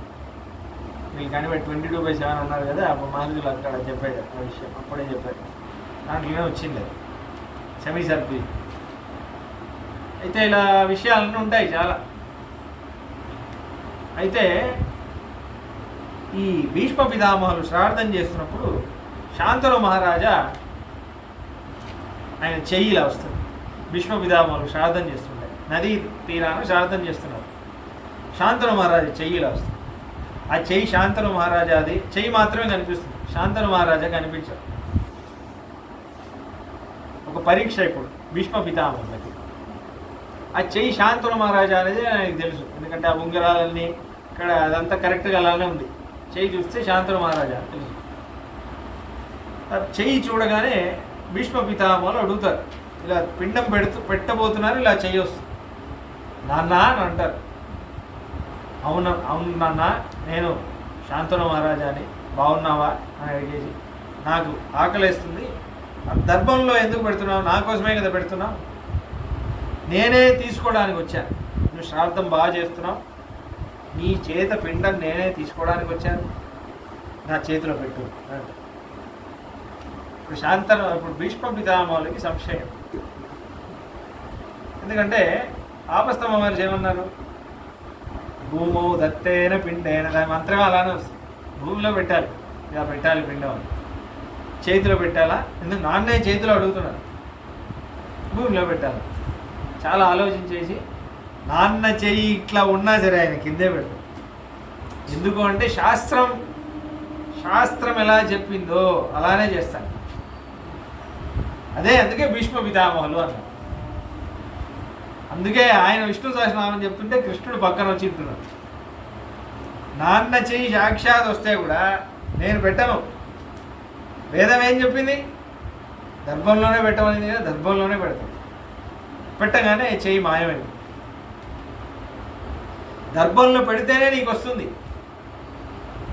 అంటే అప్పుడు కళలో శాంతను మహారాజా ఆ రోజు ఆ కళ భీష్మ పితామహులే వర్ణన చేస్తున్నారు, ధర్మపుత్రుడు.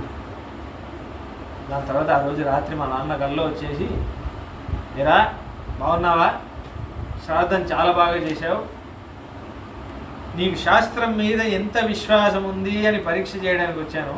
నా చెయ్యి ఎదురుగా వస్తే నా చేతిలో పెడతావా, శాస్త్రాన్ని నమ్ముతావా, నీ మనసుకి లొంగుతావా, మనసులో ఉన్న ఎమోషన్కి లొంగుతావా, శాస్త్రమే నాకు ప్రధానం అని అలా నిలకడగా ఉంటావా అనేది పరీక్షించడానికి వచ్చావు. నెగ్గావనన్నా, నువ్వు పెట్టిన పిండం నాకు వచ్చింది, చాలా సంతోషం నాన్న, చాలా హాయిగా ఆనందంగా ఉండాలి అని ఆశీర్వాదం చేసి పెడతాను. ఇది విషయం. కాబట్టి చాలామంది ఇప్పుడు శ్రాద్ధం అంటే నాకు ఇవన్నీ నమ్మకం లేదండి, మా నాన్న నేను డైలీ ఆ పార్కుకి వెళ్ళేవాడు, కాబట్టి మా నాన్న డెత్ యానివర్సరీ రోజు నేను ఆ పార్కుకి వెళ్ళానంటే నాకు హాయిగా ఉంటుంది. నాకు ఇదంతా కొంతమంది నా దగ్గరే వచ్చి అంటారు, ఈరోజు మా నాన్న తద్దినమండి, ఇదంతా శ్రాద్ధం అంతా నేను చేయలేదండి, గుడిలో ప్రసాదం కట్టేస్తున్నాను, అన్నదానం చేసి 10 మంది తింటే మా నాన్న సంతోషిస్తాను కదా. కొంతమంది అనాథాశ్రమం ఏమేమో చేస్తున్నారు.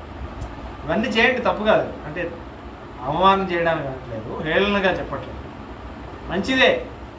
కానీ శాస్త్రం ఒకటి చెప్పింది, విధి. నీకు అని ఒక విధి ఉన్నప్పుడు ఆ విధి చేసేసి దాని తర్వాత టైం ఉంటే ఇవన్నీ చేయి వద్దనట్లేదు.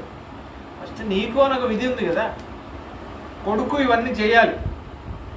మీరు కూతురుగా ఉన్నారు, కూతురు శ్రాద్ధం చేయలేదు కాబట్టి మీరు చేయండి, అప్పుడు గుడిలో ప్రసాదం ఇవ్వండి, మీరు చేయొచ్చు. కానీ కొడుకుగా మీకు ఒక కర్తవ్యం ఉంది, మీరు ఇలా చేయాలి ఒక విషయం ఉంది. చాలా బాధాకరమైన విషయం ఏంటంటే బ్రాహ్మణులే ఇలా చేస్తున్నారు ఈ మధ్య. చాలా దారుణంగా ఉంది పరిస్థితి. శ్రార్థం లీవ్ పెట్టలేదు సార్, ఆఫీస్ టైం అవుతుంది. అదే ఒక్కరోజు మీ నాన్న శ్రార్థం, మీ నాన్న నువ్వు పుట్టడానికి, నీ ఎగ్జామ్స్ కోసం ఆయన ఎన్ని రోజులు లీవ్ పెట్టాడు, నిన్ను ఆఫీస్లో దింపడానికి, వీడు సేఫ్గా ఇంటికి వస్తుందో లేదో నిన్ను పెంచడానికి. నీకు ఒక జ్వరం వస్తే ఆయన లీవ్ పెడతాడు. ఎన్ని సంవత్సరాలు లీవ్ పెట్టారు నీకోసం? సంవత్సరంలో ఒక్కరోజు లీవ్ పెట్టలేవా ఆయనకి? శ్రాద్ధం రోజు ఒకరోజు లీవ్ పెట్టి మనస్ఫూర్తిగా శ్రాద్ధం చేయలేవా? ఇలా చాలా బాధాకరంగా ఉంది పరిస్థితి. పుణ్యక్షేత్రాలు ఇంకా దారుణంగా జరుగుతుంది. ఒకసారి నేను ఒక ఒక పుణ్యక్షేత్రంలో మా నాన్నగారి శ్రాద్ధం చేసి, పుణ్యక్షేత్రం కదా చాలా బాగా జరుగుతుంది. చాలా మనసు చాలా చాలా సరిగానే చేయలేదు. ఎందుకంటే అక్కడ ఇలానే జరుగుతుందంట. అందరూ 9 o'clock వస్తారు, వెళ్ళిపోతారు. హాఫ్ అన్ అవర్లో అయిపోవాలి శ్రాద్ధం అనేది. 3 రోజుల కార్యం అది. మా ఇంట్లో మా నాన్నగారు, మా అమ్మ నాన్న, మా తాత, మా మేనమామయ్యలు వాళ్ళందరూ శ్రాద్ధం చేస్తుంటే చూసి పెరిగిన వాటి. 3 రోజులు పనే. ప్రీవియస్ డే అంతా పైన ఇత్తడి పాత్రలు అంతా తీసేసి అన్ని కడిగి పెండతో శుద్ధి చేసేసి పెట్టేసి కూరగాయలు అన్నీ కొనుక్కొని వచ్చి నరికి పెట్టి దాని తర్వాత పొద్దున్న లేచి వాళ్ళే వండేసి శ్రాద్ధానికి 3 బ్రాహ్మణులు వస్తారు. ఒక్కొక్కసారి వాళ్ళు బిఫోర్ డేనే వస్తారు. వాళ్ళకి రాత్రి ఏర్పాటు చేసి రాత్రి ఏం తినకుండా ఎవరైతే శ్రాద్ధం చేస్తున్నారో వాళ్ళు 15 రోజులు భూషయనమే చేస్తారు. రాత్రి ఏం తినరు. శ్రాద్ధం రోజు చాలా నిష్ఠగా ఉంటారు. శ్రాద్ధం రోజు ఉపవాసం ఉండే వాళ్ళు ఉంటారు. చాలా చేసేసి దాని తర్వాత అంత బాగా నాన్నగారు అయితే శ్రాద్ధం వంట ఎన్ని వంటలు వండాలో ఆ రోజు 40 వంటలు వండాలి. బ్రాహ్మణ శ్రాద్ధం అనేది చాలా కష్టం. బ్రాహ్మణుడు చనిపోయాడు అనుకోండి, ఈ కాలంలో నేను చెప్తున్నాను, చాలా సింపుల్గా 1 year కార్యక్రమం చేయాలంటే 10 lakhs అవుతుంది బ్రాహ్మణుడికి. అంతే మాసికం అన్నీ 16 శ్రాద్ధాలు చేయాలి, అన్నీ చేయాలి. చాలా విషయాలు ఉన్నాయి దాంట్లో. కరెక్ట్గా చేయాలంటే, శాస్త్రోక్తంగా చేయాలంటే, చాలా సింపుల్గా చేయాలంటే 10 lakhs అవుతుంది. అయితే మా నాన్నగారు ఆయనే పొద్దున్న లేచేసి, ఎప్పుడు లేస్తారో ఆయనే వండేసి, మళ్ళీ పొద్దున్న లేచి ఒకసారి స్నానం చేసి, గుళ్ళో చేసి, మళ్ళీ మాధ్యానికి స్నానం చేసి, మళ్ళీ చేసి, రాత్రి అలా చేసేవారు శ్రాద్ధం. అయితే అలా చూశాక అది చూస్తే నాకు అసలు నచ్చలేదు. ఏంటిది, ఇదంతా ఒక శ్రాద్ధమా, ఏదో సత్యనారాయణ కథ చేసినట్టు చేస్తున్నారు సామూహికంగా. ఎందుకు అంటే శాస్త్రం మీద విశ్వాసం ఉందనుకోండి. ఇప్పుడు చూడండి, భీష్మ పితామహులు శాస్త్రంలో నువ్వు పిండం పెట్టాలి అంటే నువ్వు పిండమే పెట్టాలి. నేను గుడిలో ప్రసాదం ఇస్తాను అంటే అవునవదు. మా నాన్నకి ఇలా నచ్చింది, నీ మనస్సులో నచ్చిందని నువ్వు చేయకూడదు. చాలామంది చేస్తారు ఇలా. చాలా నాకు పితృపక్షం వస్తుంది, మహాలయం అని, కృష్ణాష్టమి అయ్యాక 15 రోజులు చాలా దారుణంగా ఉంటుంది. ఒక్కొక్కసారి ఒకడు పెద్దలకి దానం అని ఇస్తాడు, ఒకడు సిగరెట్ తీసుకొచ్చాడు. నిజంగా ఏంట్రా నేను అడిగాను. మా నాన్న సిగరెట్ కలిసాడు, నేనేం తీసుకోవాలి, టీ దాని ముందు అనమాట. జరిగింది ఒకసారి. అలా తెలియదు పాపం. శాస్త్రం మీద అంత విశ్వాసం ఉంటుంది. భీష్మ పితామహులు చూడండి, అలా వేదం చెప్పిందా అంతే. వేదం చెప్పింది చేస్తే ఇంకేం దోషం లేదు. కాబట్టి సత్యం అనేది నేను నా కళ్ళతోనే చూస్తాను. కళ్ళకి చూస్తే కూడా అర్థం కానివి చాలా విషయాలు ఉన్నాయి. అన్నీ నా బ్రెయిన్కి అర్థమవుతాయి అనుకోకూడదు. బెస్ట్ ఎగ్జాంపుల్ ఏంటంటే తెలుసా, కోర్టులో విట్నెస్ అని కూడా ఉంటాడు, ప్రత్యక్షంగా చూసినవాడు. కానీ లాయర్ పని ఏంటి, వాడు ప్రత్యక్షంగా చూసినా వాడిని మ్యానిపులేట్ చేయడమే. నువ్వు చూసింది కరెక్ట్ అని గ్యారంటీ ఏంటి, వాడి ప్రశ్నలు అలా ఉంటాయి. ఎలా చెక్ చేస్తాడంటే, వీడికి ఫస్ట్ ఏం చెక్ చేస్తాడు, వీడికి ఫస్ట్ ప్రూఫ్స్ ఏమైనా ఉన్నాయా అని చూస్తాడు. క్వశ్చన్స్ అన్నీ అడుగుతాడు. నువ్వు వేసింది వీడే అని గ్యారంటీ ఏంటి. దాని తర్వాత ఎవడైతే విట్నెస్ ఉన్నాడో వాడు మెడికల్ హిస్టరీ కూడా చదువుతాడు. లాయర్ అనేవాడు. వాడికి ఏదైనా కళ్ళ దోషం ఉందనుకోండి, నీకే కళ్ళ దోషం ఉంది, నువ్వు చూసింది కరెక్ట్ అని అలా ప్రూవ్ చేసి డిచేసిస్తాడు. అందుకే అమెరికన్ కోర్టులో ఎక్కువ జరుగుతుంది. అందుకే అమెరికా కోర్టు సింబల్ ఏంటి చూసారా, caption, in God we trust. అది చాలా దాని మీద చాలా కామెడీ కూడా వస్తుంది. In God we trust because even God cannot trust American law. దేవుడినే నమ్మాలి, ఎందుకంటే అమెరికన్ లా అని దేవుడు కూడా నమ్మలేడు.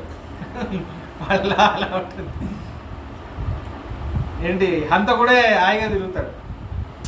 లాయర్స్ కూడా ఇప్పుడు ఒకడు ఆ స్టాండ్లో నించున్నాడు, నించునే వాడు ఎంత ప్రామిస్ నేను చెప్పేది సత్యమే అనేది ఎంత ప్రామిస్ చేసినా వాడికే మనస్సులో నేను చెప్పేది సత్యం అని అనిపిస్తే తప్ప వాడు సత్యం చెప్పడు. లాయర్కి కూడా నేను సత్యం వైపు ఉన్నాను అని అనిపిస్తే తప్ప ధర్మం గెలవదు. అవునా? ఇదే విషయమే. మీరు సుఖం అని వెనుకున్నారనుకోండి, కోర్టు కూడా వేస్టే, సుప్రీంకోర్టు కూడా వేస్టే కదా. జడ్జికి, లాయర్కి, విట్నెస్కి, ఎవరికైనా సరే దీంట్లో ఒకటికైనా సుఖం మీద ఉందనుకోండి మనస్తత్వం, అప్పుడు ఈ సిస్టమ్ ఫెయిల్ అయిపోతుంది, మ్యానిపులేట్ చేసేస్తారు. దాన్ని రక్షించడానికే కోర్టు. ఒకడు సుఖం వైపు ఉండి సత్యాన్ని దాచాలి అనుకుంటున్నాడంటే వాణ్ణి క్రాస్ క్వశ్చన్ చేసి వాడిని సత్యం వైపు మళ్ళించేలా చేయడమే కోర్టు యొక్క పని. అందుకే మన క్యాప్షన్ ఏంటి? సత్యమేవ జయతే. నువ్వు ఏమైనా చేయి, లాస్ట్లో సత్యమే గెలుస్తుంది. నువ్వు ఎంతైనా మోసం చేయి. ఇప్పుడు నువ్వు హాయిగా ఉండొచ్చు, నువ్వు చాలా గొప్పగా ఆడాను అనుకో, సత్యమే గెలుస్తుంది. ఎందుకు? ఇదే మన సిద్ధాంతం, మన హిందూ ధర్మ సిద్ధాంతం ఇదే. నువ్వు ఎంతైనా మోసం చేయి, నువ్వు భగవద్గీత మీద ప్రామిస్ చేసి అయినా మోసం చేయి, ఏదైనా చేయి, సత్యమేవ జయతే, సత్యమే గెలుస్తుంది. అదే విషయమే ఇక్కడ. కాబట్టి అందుకే రాముడు ఏమంటున్నాడు? సత్యమే ముఖ్యం, సుఖం ముఖ్యం కాదు. నేను మీ నాన్నకి నువ్వు ప్రామిస్ చేశావు, కానీ మీ నాన్నే లేడు కదా అని అంటున్నారు కదా. కానీ మా నాన్న లేరు సరే, కానీ నేను చేసిన సత్యం అదైతే చావలేదు కదా. మా నాన్న లేరు కానీ నేను చెప్పిన మాట అయితే ఉంది కదా. మా నాన్న చెప్పిన మాట బతికుంది, ఏం చెప్పిన సత్య ప్రతిజ్ఞ బతికుంది కదా, మోసం చేయలేము. కాబట్టి ఆ సత్యాన్ని నేను దాటానంటే నన్ను చూస్తే భయపడతారు. ఇష్టం వచ్చింది చేయను ఒక రాజా అంటున్నానంటే ఆ రాజ్యం ఎలా ఉంటుంది ఆలోచించండి.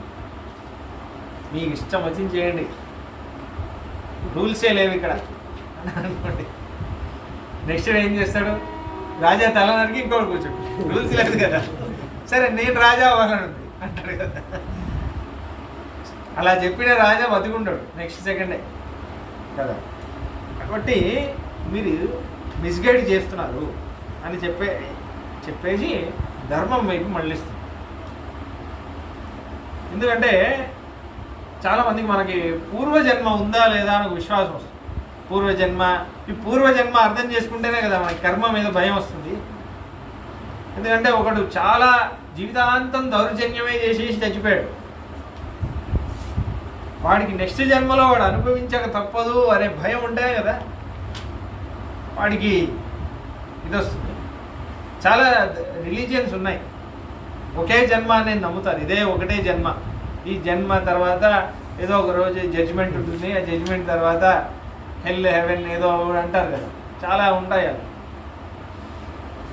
కానీ రెండు ప్రశ్నలు మిమ్మల్ని మీరు అడిగితే లోపల మీరు అన్వేషిస్తే మీకే అర్థమవుతుంది పూర్వజన్మ ఉందా లేదా అని. ఇప్పుడు మీకు అమ్మా నాన్న ఉన్నారా? 2 ప్రశ్నలు మిమ్మల్ని మీరు అడగండి. నేను వీళ్ళకే ఎందుకు పుట్టాను, వీళ్ళే నాకు అమ్మా నాన్నగా ఎందుకు పుట్టాను? ఒకసారి అడగండి. అన్ని ప్రశ్నలకు జవాబు ఉంది కదా. నేను ఈ అమ్మా నాన్నకే నేను ఎందుకు పుట్టాను, వీళ్ళే నాకు అమ్మా నాన్నగా ఎందుకు పుట్టారు? దానికి జవాబు ఏంటి? ఇంతకుముందు నేను ఏదో చేసి ఉండాలి. అవునా? ఇంతకుముందు నేను ఏదో చేసి ఉంటే నేను, లేకపోతే తారతమ్యం అంటే అప్స్ అండ్ డౌన్స్ ఉన్నాయి కదా. ఒకడు గొప్పవాడుగా ఎందుకున్నాడు, ఒకడు బీదవాడుగా ఎందుకున్నాడు, ఒకడు అమెరికాలో ఎందుకున్నాడు, ఒకడు ఇండియాలో ఎందుకున్నాడు, ఒకడు హైటెక్ సిటీలో ఎందుకున్నాడు, ఒకడు బొలారంలో ఎందుకున్నాడు, ఒకడు మేధావిగా ఎందుకున్నాడు, ఒకడు లేడు. అక్కడ మీకు అర్థమవుతుంది కర్మ అని ఒకటి ఉంది అనే విషయం కదా. ఇది లేదనుకోండి,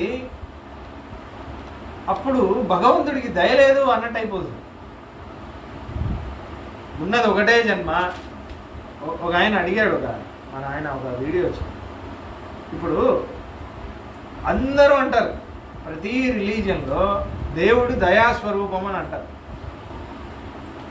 ఇస్లాంలో కూడా ఉంది, రెహమాన్ అని అంటారు. రెహమాన్ అంటే అర్థం ఏంటి? రెహం అంటే దయ, కృపా, కరుణాకరుడు అని అర్థం భగవంతుడు. మెర్సిఫుల్ గాడ్ అని కూడా అంటారు క్రిస్టియన్స్. అందరూ నమ్ముతారు. కానీ సపోజ్ ఒకే జన్మ ఉందనుకోండి, ఒక్కొక్కళ్ళకి ఒకళ్ళు ఎక్కువగా ఇచ్చి ఒకటి తక్కువగా ఇచ్చాడన్నప్పుడు దేవుడికి దయ లేదనే కదా అర్థం. అవునా కదా? వాళ్ళు మాత్రం మంచిగా ఇచ్చాడు, నాకు ఇవ్వలేదు. అక్కడ సనాతన ధర్మం ఒకటే వర్క్ అవుతుంది. నీకు కర్మ అని ఒకటి ఉంది. ఈ ఈ ఆత్మ అనేది చాలా అనాది. అది అనాది కాల ప్రవాహ ప్రవృత్తం అని వస్తుంది రామానుజాచార్య శరణాగతి గారు. ఎన్ని జన్మల నుంచి చేస్తున్నానో, ఒక మనిషి జన్మలో 10,000 జన్మలకు కావాల్సిన పాపం ఒక మనిషి జన్మలో చేస్తాడని ఉంది మనిషి. ఒకే మనిషి జన్మలో నెక్స్ట్ వాడు 10,000 జన్మలు ఎత్తడానికి ఎంత పాపం కావాలో, ఎన్ని కర్మ అనుభవించడానికి ఎన్ని చేయాలో ఒక మనిషి జన్మలో చేస్తాడని. కాబట్టి ఎప్పటి నుంచి ఉంది తెలియదు మనకి. ఇది కృష్ణుడు అంట 4వ అధ్యాయం ఫస్ట్ 5 శ్లోకాలు చదవండి, చాలా అందంగా చెప్తాడు కృష్ణుడు. రే అర్జున, నేను చాలా అవతారాలు తీసుకొచ్చాను, నువ్వు కూడా చాలా జన్మలు ఎత్తావు. అది అర్జునుడు అడుగుతాడు ఈ ప్రశ్న. నేను ముందు వివస్వాన్ని నేర్పించాను. వివస్వాన్ మనవే ప్రాహ మనో రిక్ష్వాగోబ్రవీద్ అని వస్తుంది.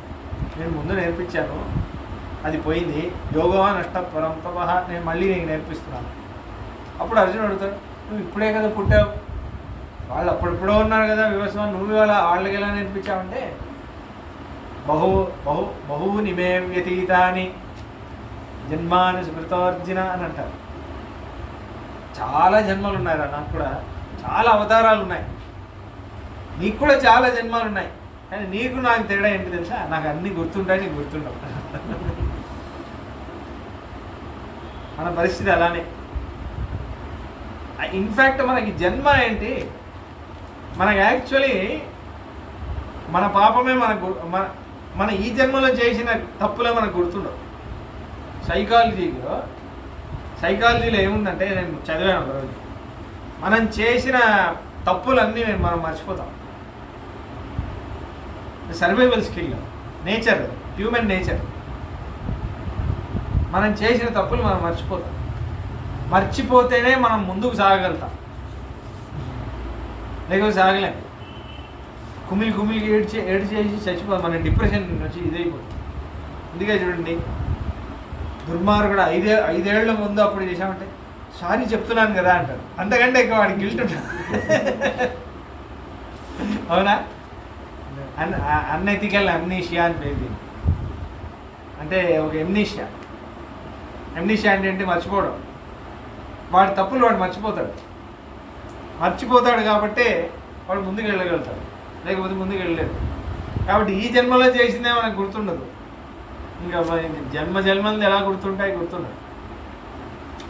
అందుకే మన తప్పు మనం మర్చిపోం. అదే మన చేసిన మంచిలన్నీ గుర్తుంటాయి. వాడికి ఒకసారి పెన్ లేకపోతే నేను ఇచ్చాను, వాడు నాకు 2 ఇడ్లీలు ఇచ్చాడు, కానీ నేను వాడికి 3 దోశలు ఇచ్చాను. ఇట్లాంటివన్నీ గుర్తుంటాయి వాడికి కదా. కాబట్టి ఈ చార్వాక మతం అనేది చాలా డేంజరస్ మతం. దాని తర్వాత ఇంకో 10 నిమిషాలు వశిష్ఠ మహర్షి దాని తర్వాత అందంగా ఒక విషయం చెప్తారు. ఈ చార్వాక మతం ఎందుకు ఇంత డీటెయిల్గా చెప్పానంటే, చాలా డేంజరస్ పాత్ ఇది. మనం ఊరికి పడిపోయే అవకాశం ఉంది.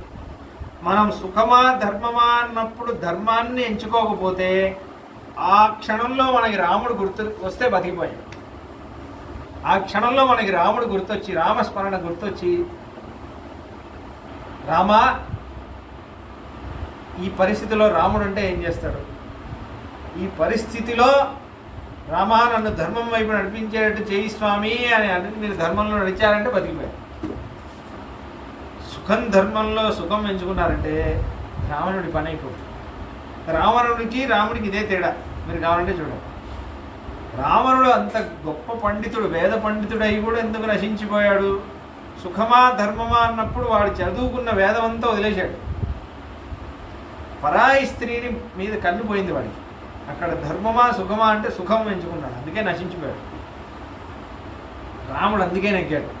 రాముడికి చూడండి, సుఖమా ధర్మమా అంటే నాకు కష్టం వచ్చినా పర్వాలేదు, నాకు సుఖమే వద్దే వద్దు, నాకు ధర్మమే కాదు. అందుకే రాముడు క్లాసిక్ ఎగ్జాంపుల్, కాంట్రాస్ట్ రాముడికి రావణుడికి. కాబట్టి అందుకే అంట ధర్మో విగ్రహవాన్ అధర్మ విరతీం ధన్వీ స తన్వీతన అంటున్నాడు. వేదాంతేశి స్వామి ఏం ప్రార్థిస్తున్నారు రాముడి దగ్గర దశావతార స్తోత్రంలో అంటే, నాకు ధర్మమా ధర్మమా అని ఒక ప్రశ్న వచ్చినప్పుడు నా స్మరణలో నువ్వు రా. అది రాముడు వచ్చాడు అనుకోండి, అంతకంటే పెద్ద గిఫ్ట్ లేదు. మన సనాతన ధర్మానికి గొప్ప ధనం అదే రాముడే. మనకి అధర్మం చేసేటప్పుడు ఒక్క క్షణం రాముడు గుర్తొస్తాడు, వచ్చి హృదయంలో కూర్చుంటాడు. ఇలా చేస్తున్నావా నువ్వు అని ప్రశ్నిస్తాడు రాముడు. ప్రశ్నించి మనల్ని మంచి దారిలో పెడతాడు. మీరు కావాలంటే చూడండి, అయ్యో రాముడికి నచ్చుతుందా ఇది అని ఒక భయం వేస్తుంది. మీకు ఈ భయమే వస్తుంది మీరు తప్పు చేసేటప్పుడు. నేను మళ్ళీ గుడికి వెళ్ళి రాముడి ముఖం ఎలా చూడను అని ఒక భయం వేస్తుంది. అది వేస్తుంది కాబట్టే మీరు సన్మార్గంలో ఉన్నారు. కాబట్టి మనల్లో చిన్న చిన్న పిల్లల నుంచి అందరినీ రాముడు కాపాడుతున్నాడు అంటే ఇలానే. మనకి రాముడే ధనం. ముందంత పెళ్ళి అప్పుడు కూడా చాలా పూర్వం అబ్బాయికి అమ్మాయికి ఎలా చూసేవారంటే, రామాయణం ఎంత వచ్చు, రామాయణం మీద ఎంత పట్టు ఉంది అని చూసే పిల్లనిచ్చేవారు. నిజంగా, ఎందుకంటే వీడికి రామాయణం మీద ఒక భక్తి ఉందనుకోండి, ఇవాళ వీడి సంపాదించకపోయినా కష్టపడతాడు. దొంగతనం అయితే చేయడు, మోసం అయితే చేయడు, ధార్మికంగానే ఉంటాడు.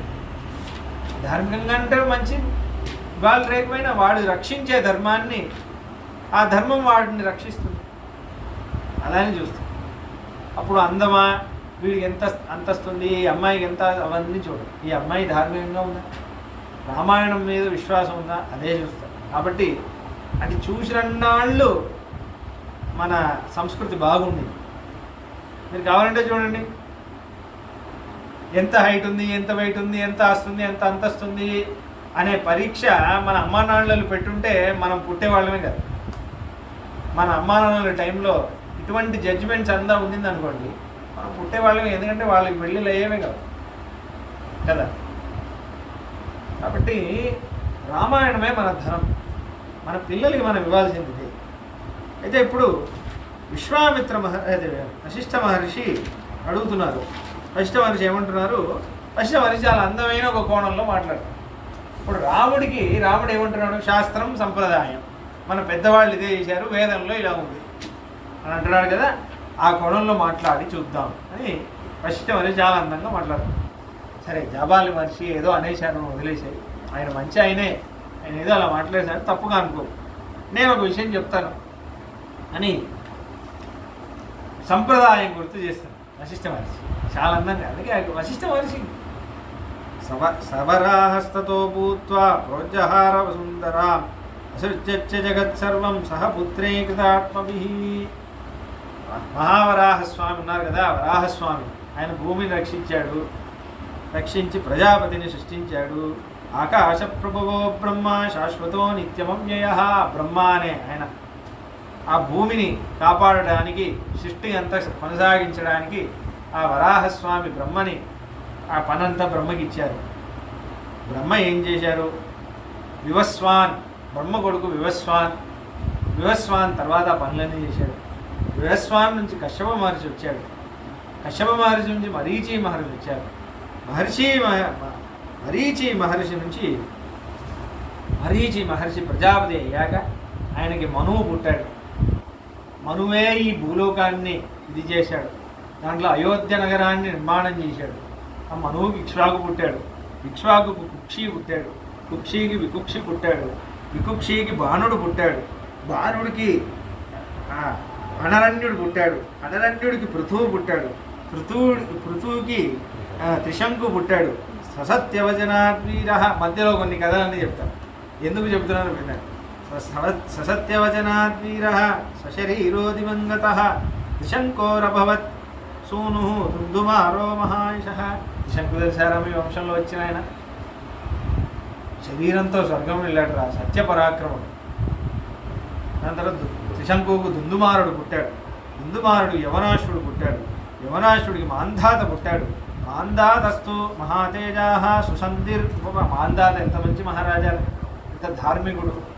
మాంధాతకి సుసంధి పుట్టాడు. సుసంధికి ధ్రువసంధి పుట్టాడు. ధ్రువసంధికి ప్రసేనజిత్. ప్రసేనజిత్కి యశస్వి. ధ్రువసంధికే ప్రసేనజిత్ అంటే యశస్వి. ధ్రువసంధేస్తు భరతో రిపుసూదన. ధ్రువసంధికి భరతుడు అని ఒక మహారాజా పుట్టారు. ఆ భరతుడికి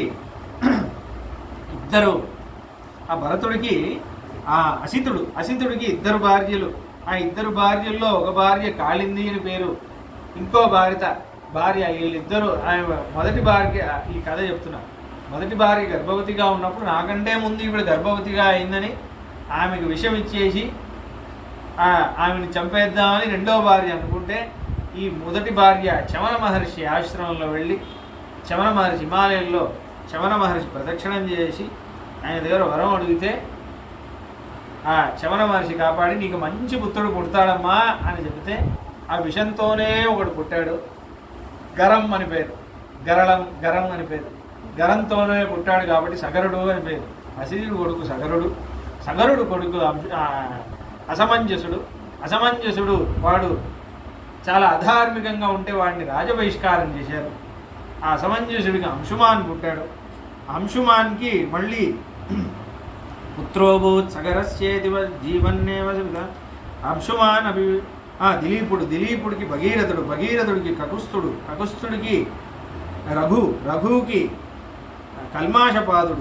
కల్మాషపాదుడికి పాపం వాడేదో దోషం విశ్వామిత్ర మహర్షి ఏదో చెప్పాడని వాడు దోషం చేసేస్తే వాడు కూడా నాశనం అయిపోయాడు. కల్మాషపాదుడికి శంఖనుడికి సుదర్శనుడికి అగ్నివర్ణుడికి శీఘ్రగుడికి మరువుకి ప్రశుశ్రువుడికి అంబరీషస్య పుత్రోభూత్ నహుషుడికి నాభాగుడికి ఇద్దరు కొడుకులు, అజుడు అని పేరు, సువ్రతుడు అని పేరు. దాంట్లో పెద్దవాడైన అజుడే కొడుకయ్యాడు. అజుడు కొడుకే దశరథుడురా, ఆ దశరథుడు కొడుకే నువ్వు.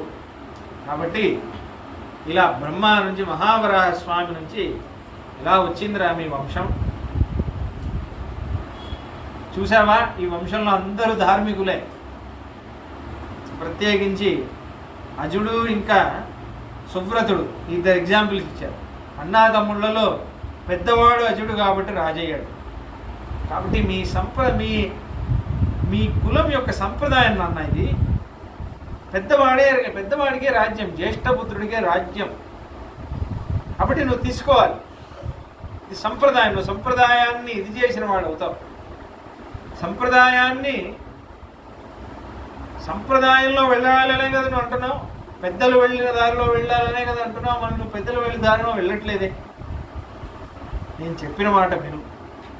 ఇంకో విషయం తెలుసా, మా నాన్న సరాగవానాం కులధర్మమాత్మన సనాతనం నాద్య విహంతుమ. ఇదే కదా సనాతన ధర్మం, సనాతనంగా వచ్చిన ధర్మం నాన్న. ఇది పెద్ద కొడుకుకే రాజ్యం.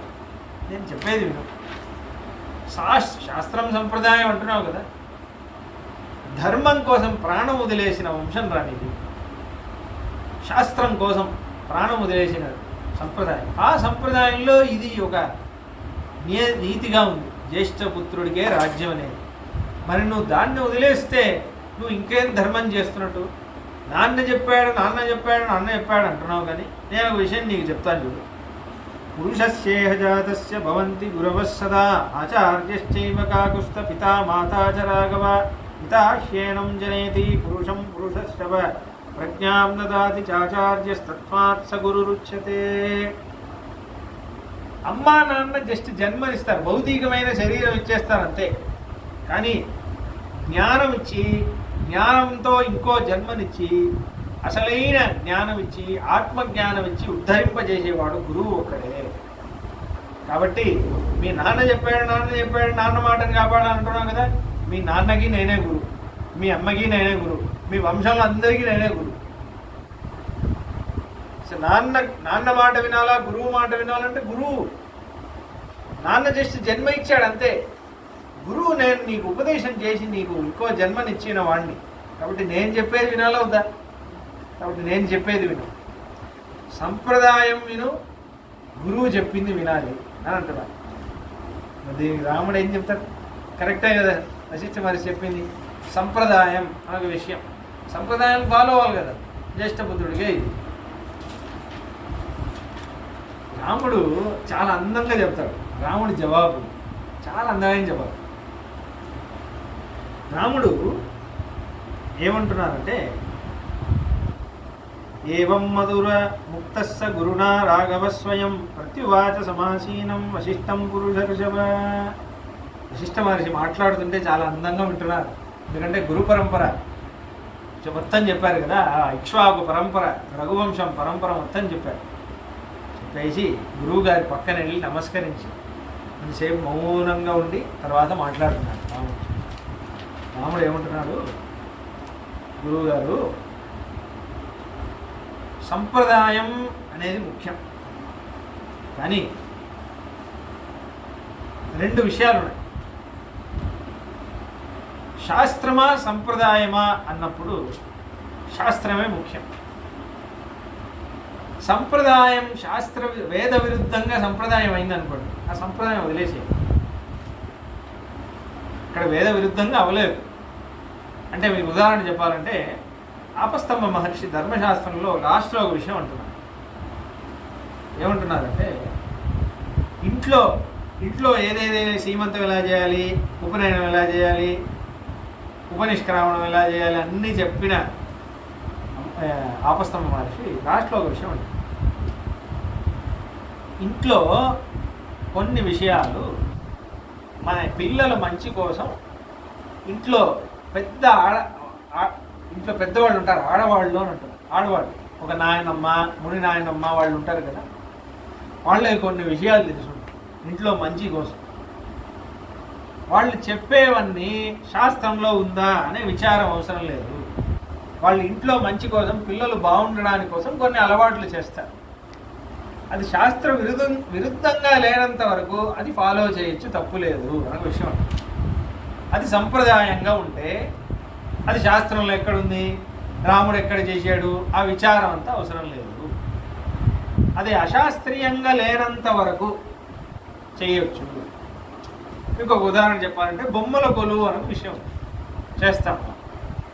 దక్షిణ భారతంలో అందరూ చేస్తారు. కొంతమంది దసరాకి చేస్తారు, కొంతమంది దీపావళికి చేస్తారు. శాస్త్రంలో ఎక్కడుంది, రాముడు చేశాడా? బొమ్మ కొలువు ఎక్కడ చేశారు? ఎక్కడ లేదు. కానీ ఉంది అలవాటు. దానివల్ల మంచిగా జరుగుతుంది కదా. కొంచెం సుమంగళి స్త్రీలు ఇంటికి వస్తారు, ఏదో లక్ష్మీ పూజ జరుగుతుంది, వాళ్ళకి ఒక మంచి, వాళ్ళని గౌరవించవచ్చు. బొట్లు ఇట్లా లేడీస్ పని చాలా అవుతాయి.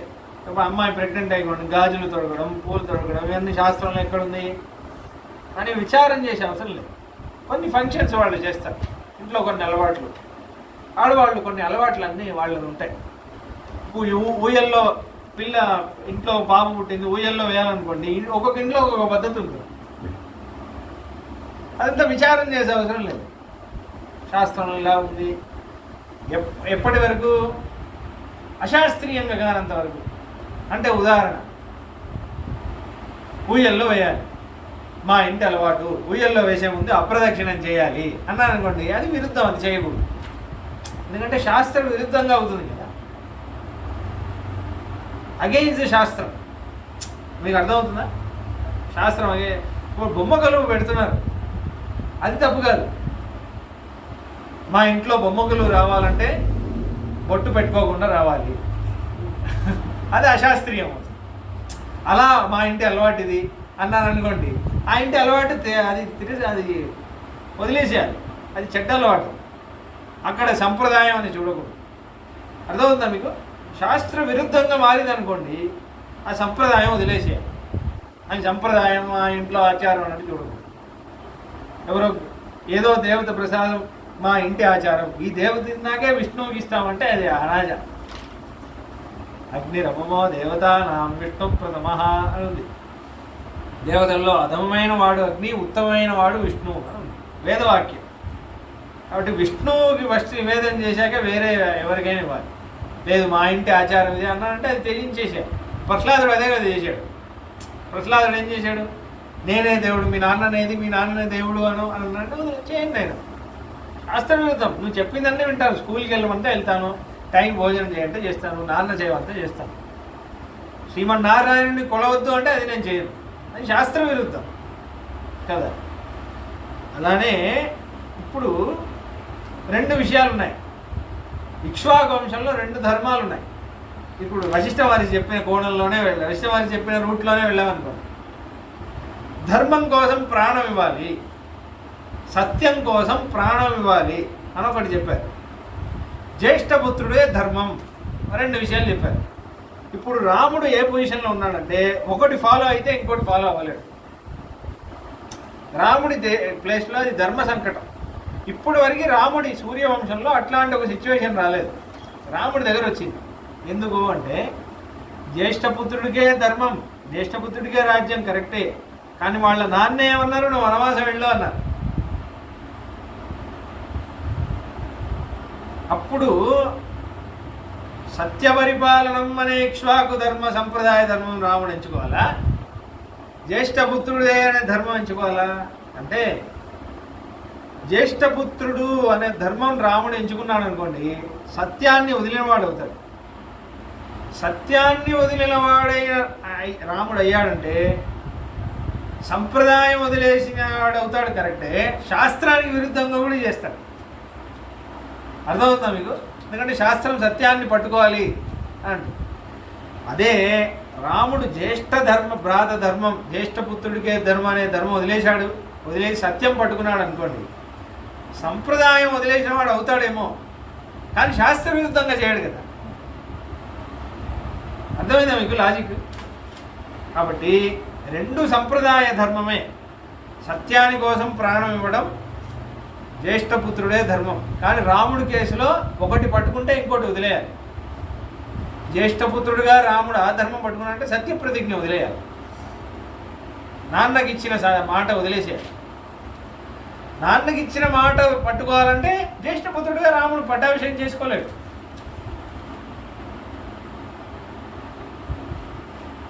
రెండిట్లో ఏది ఎంచుకోవాలి? ఒకటి ఎంచుకుంటే దారుణం జరిగిపోతుంది, శాస్త్ర విరుద్ధమైపోతుంది. జ్యేష్ఠపుత్రుడికే ధర్మం అనేది ఎంచుకున్నాడు అనుకోండి, సత్యాన్ని వదిలినవాడు అయిపోతాడు. సత్యాన్ని వదిలినవాడు అయ్యాడంటే సూర్యవంశం సంప్రదాయం వదిలేసిన వాడు అవుతాడు, ఎలాగో శాస్త్రం విరుద్ధం కూడా అవుతాడు కదా.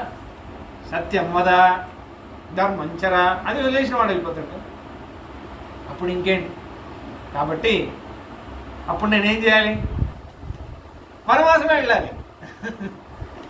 అర్థమైందా? కాబట్టి సంప్రదాయకంగా చూస్తే కూడా రాముడు వనవాసం వెళ్ళాలి, ఇదే సంప్రదాయం. ఎందుకంటే రాముడి కేసులో ఇలా రాముడి కేసు వరకు జరగలేదు. జ్యేష్ఠపుత్రుడికే రాజ్యం. ఒకవేళ వాళ్ళ నాన్న నువ్వు వనవాసం వెళ్ళరా అనే కండిషన్ పెట్టకపోతే రాముడు తీసుకునేవాడు. కానీ ఇప్పుడు రాముడి కేసులో చూడండి, అదే రాముడు ఎంత బాగా మనకి ధర్మం ఎలా చూస్ చేయాలి అనేది నేర్పిస్తున్నాడు. శాస్త్రమా సంప్రదాయమా అన్నప్పుడు శాస్త్రం. 2 ధర్మాలు ఒక చాలాసార్లు సిచ్యువేషన్ వస్తుంది.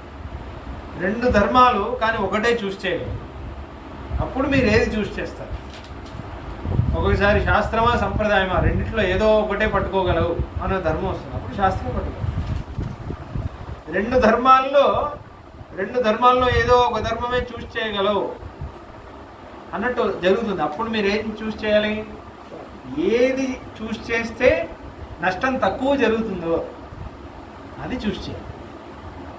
దీంట్లో జరగవచ్చు అంటే ఒక ధర్మం వదిలేశాడు జ్యేష్ఠ ధర్మం అని, అప్పుడు కూడా రాముడి కేసులో అయితే తప్పు జరగదు. ఎందుకంటే వాళ్ళ నాన్నే కదా ఆదేశం ఇచ్చాడు, వాళ్ళ నాన్న ఆదేశం చేస్తున్న పితృవాక్య పరిపాలన, కాబట్టి ఆ దోషం రాముడికి రాదు. వస్తే దశరథుడికి రావచ్చు, ఎందుకంటే దశరథుడే కదా అట్లాంటిది ఇచ్చి ఉండకూడదు. కాబట్టి అది సరే, అది విధి అలా జరిగింది. కాబట్టి ధర్మం అనేది చాలా సూక్ష్మమైనది. మీరు ఒక్కొక్క స్టేజ్లో ఒక్కొక్కలా ఉంటుంది, ఎప్పుడు ఈజీగా ఉండదు. పాత అనేది అందరికీ మన కర్మకి తగినట్టు మన ఇండివిజువల్ పాత, వ్యక్తిగతం ఒక్కొక్కరికి ఒక్కొక్క బాధ ఉంటుంది. అప్పుడు మనం ఎలా డిసైడ్ చేస్తాం అనేది అప్పుడు ఒక్కొక్కసారి మీరు సొంతంగా డిసైడ్ చేయకపోవచ్చు. ఇప్పుడు ఒక ఆచార్య సంబంధం కావాలి, ఇది నా సిచ్యువేషన్, నేనేం చేయాలి, గురువు గారు మీరు చెప్పండి. మనం అంటున్నారు మనస్మృతిలో ధర్మాన్ని ఎలా తెలుసుకోవాలి అంటే, ముందు మనస్సు, మీ మనసుకే రఫ్గా తెలుసు ఇది రైట్ ఇది రాంగ్ అని. దాని వ్యాలిడేషన్ కోసం మీ ఇంట్లో మీ ఊరిలో ఒక మంచి వేదం తెలిసిన బ్రాహ్మణుడు ఒకడు ఉంటాడు, ఒక ఆచార్యుడు. ఆయన వెళ్ళాడు, కానీ వాడు వేదం తెలిసిన వాడు ఉండాలి, వేదంలో ఉన్నది చెప్పేవాళ్ళు. వాడికి ఇష్టం వచ్చింది చెప్పేటట్టు ఉండకూడదు. అలా వాడు గైడ్ చేసేవాడు అయ్యి ఉంటే నువ్వు వాడిని వెళ్ళి తెలుసుకో, వాడి దగ్గర వెళ్ళి తెలుసుకో అని అంటుంది. కాబట్టి ఇది మొదటి విషయం. రెండవ విషయం ఏంటి? వశిష్ఠ మహర్షి అనేది అమ్మా నాన్న భౌతికమైన శరీరం ఇచ్చిన వాళ్ళు, గురువు గారే గొప్ప అన్నారు కదా. దానికి రాముడు ఇచ్చిన జవాబు ఏంటంటే, రాముడు చాలా అందంగా ఒక విషయం అంటారు. ఏంటంటే,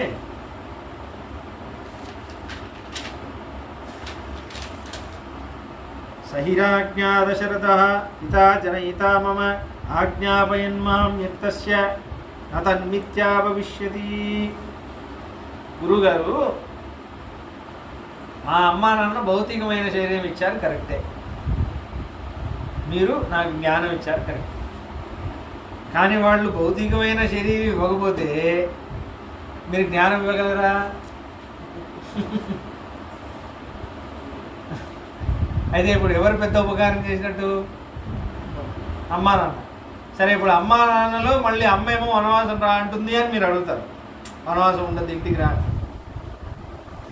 అమ్మ ఏం చేసింది? కడుపులో పెట్టి పోషించి ఆ శిశువు ఇది చేసింది. అమ్మ గర్భంలో ఆ సంచిలో, గర్భసంచిలో పెంచి పెద్ద చేసింది. కానీ నాన్న శరీరం నుంచి రేతస్సు అమ్మ శరీరంలోకి వెళ్ళకపోతే ఆ సంచి ఉండి ప్రయోజనం ఏంటి? అంటే మీకు అర్థమయ్యేటట్టు ఎగ్జాంపుల్ చెప్పాలంటే, ఒకడు ఉన్నాడు, వాడు ఏం చేశాడు, ఒక మామిడి చెట్టు నాటాడు.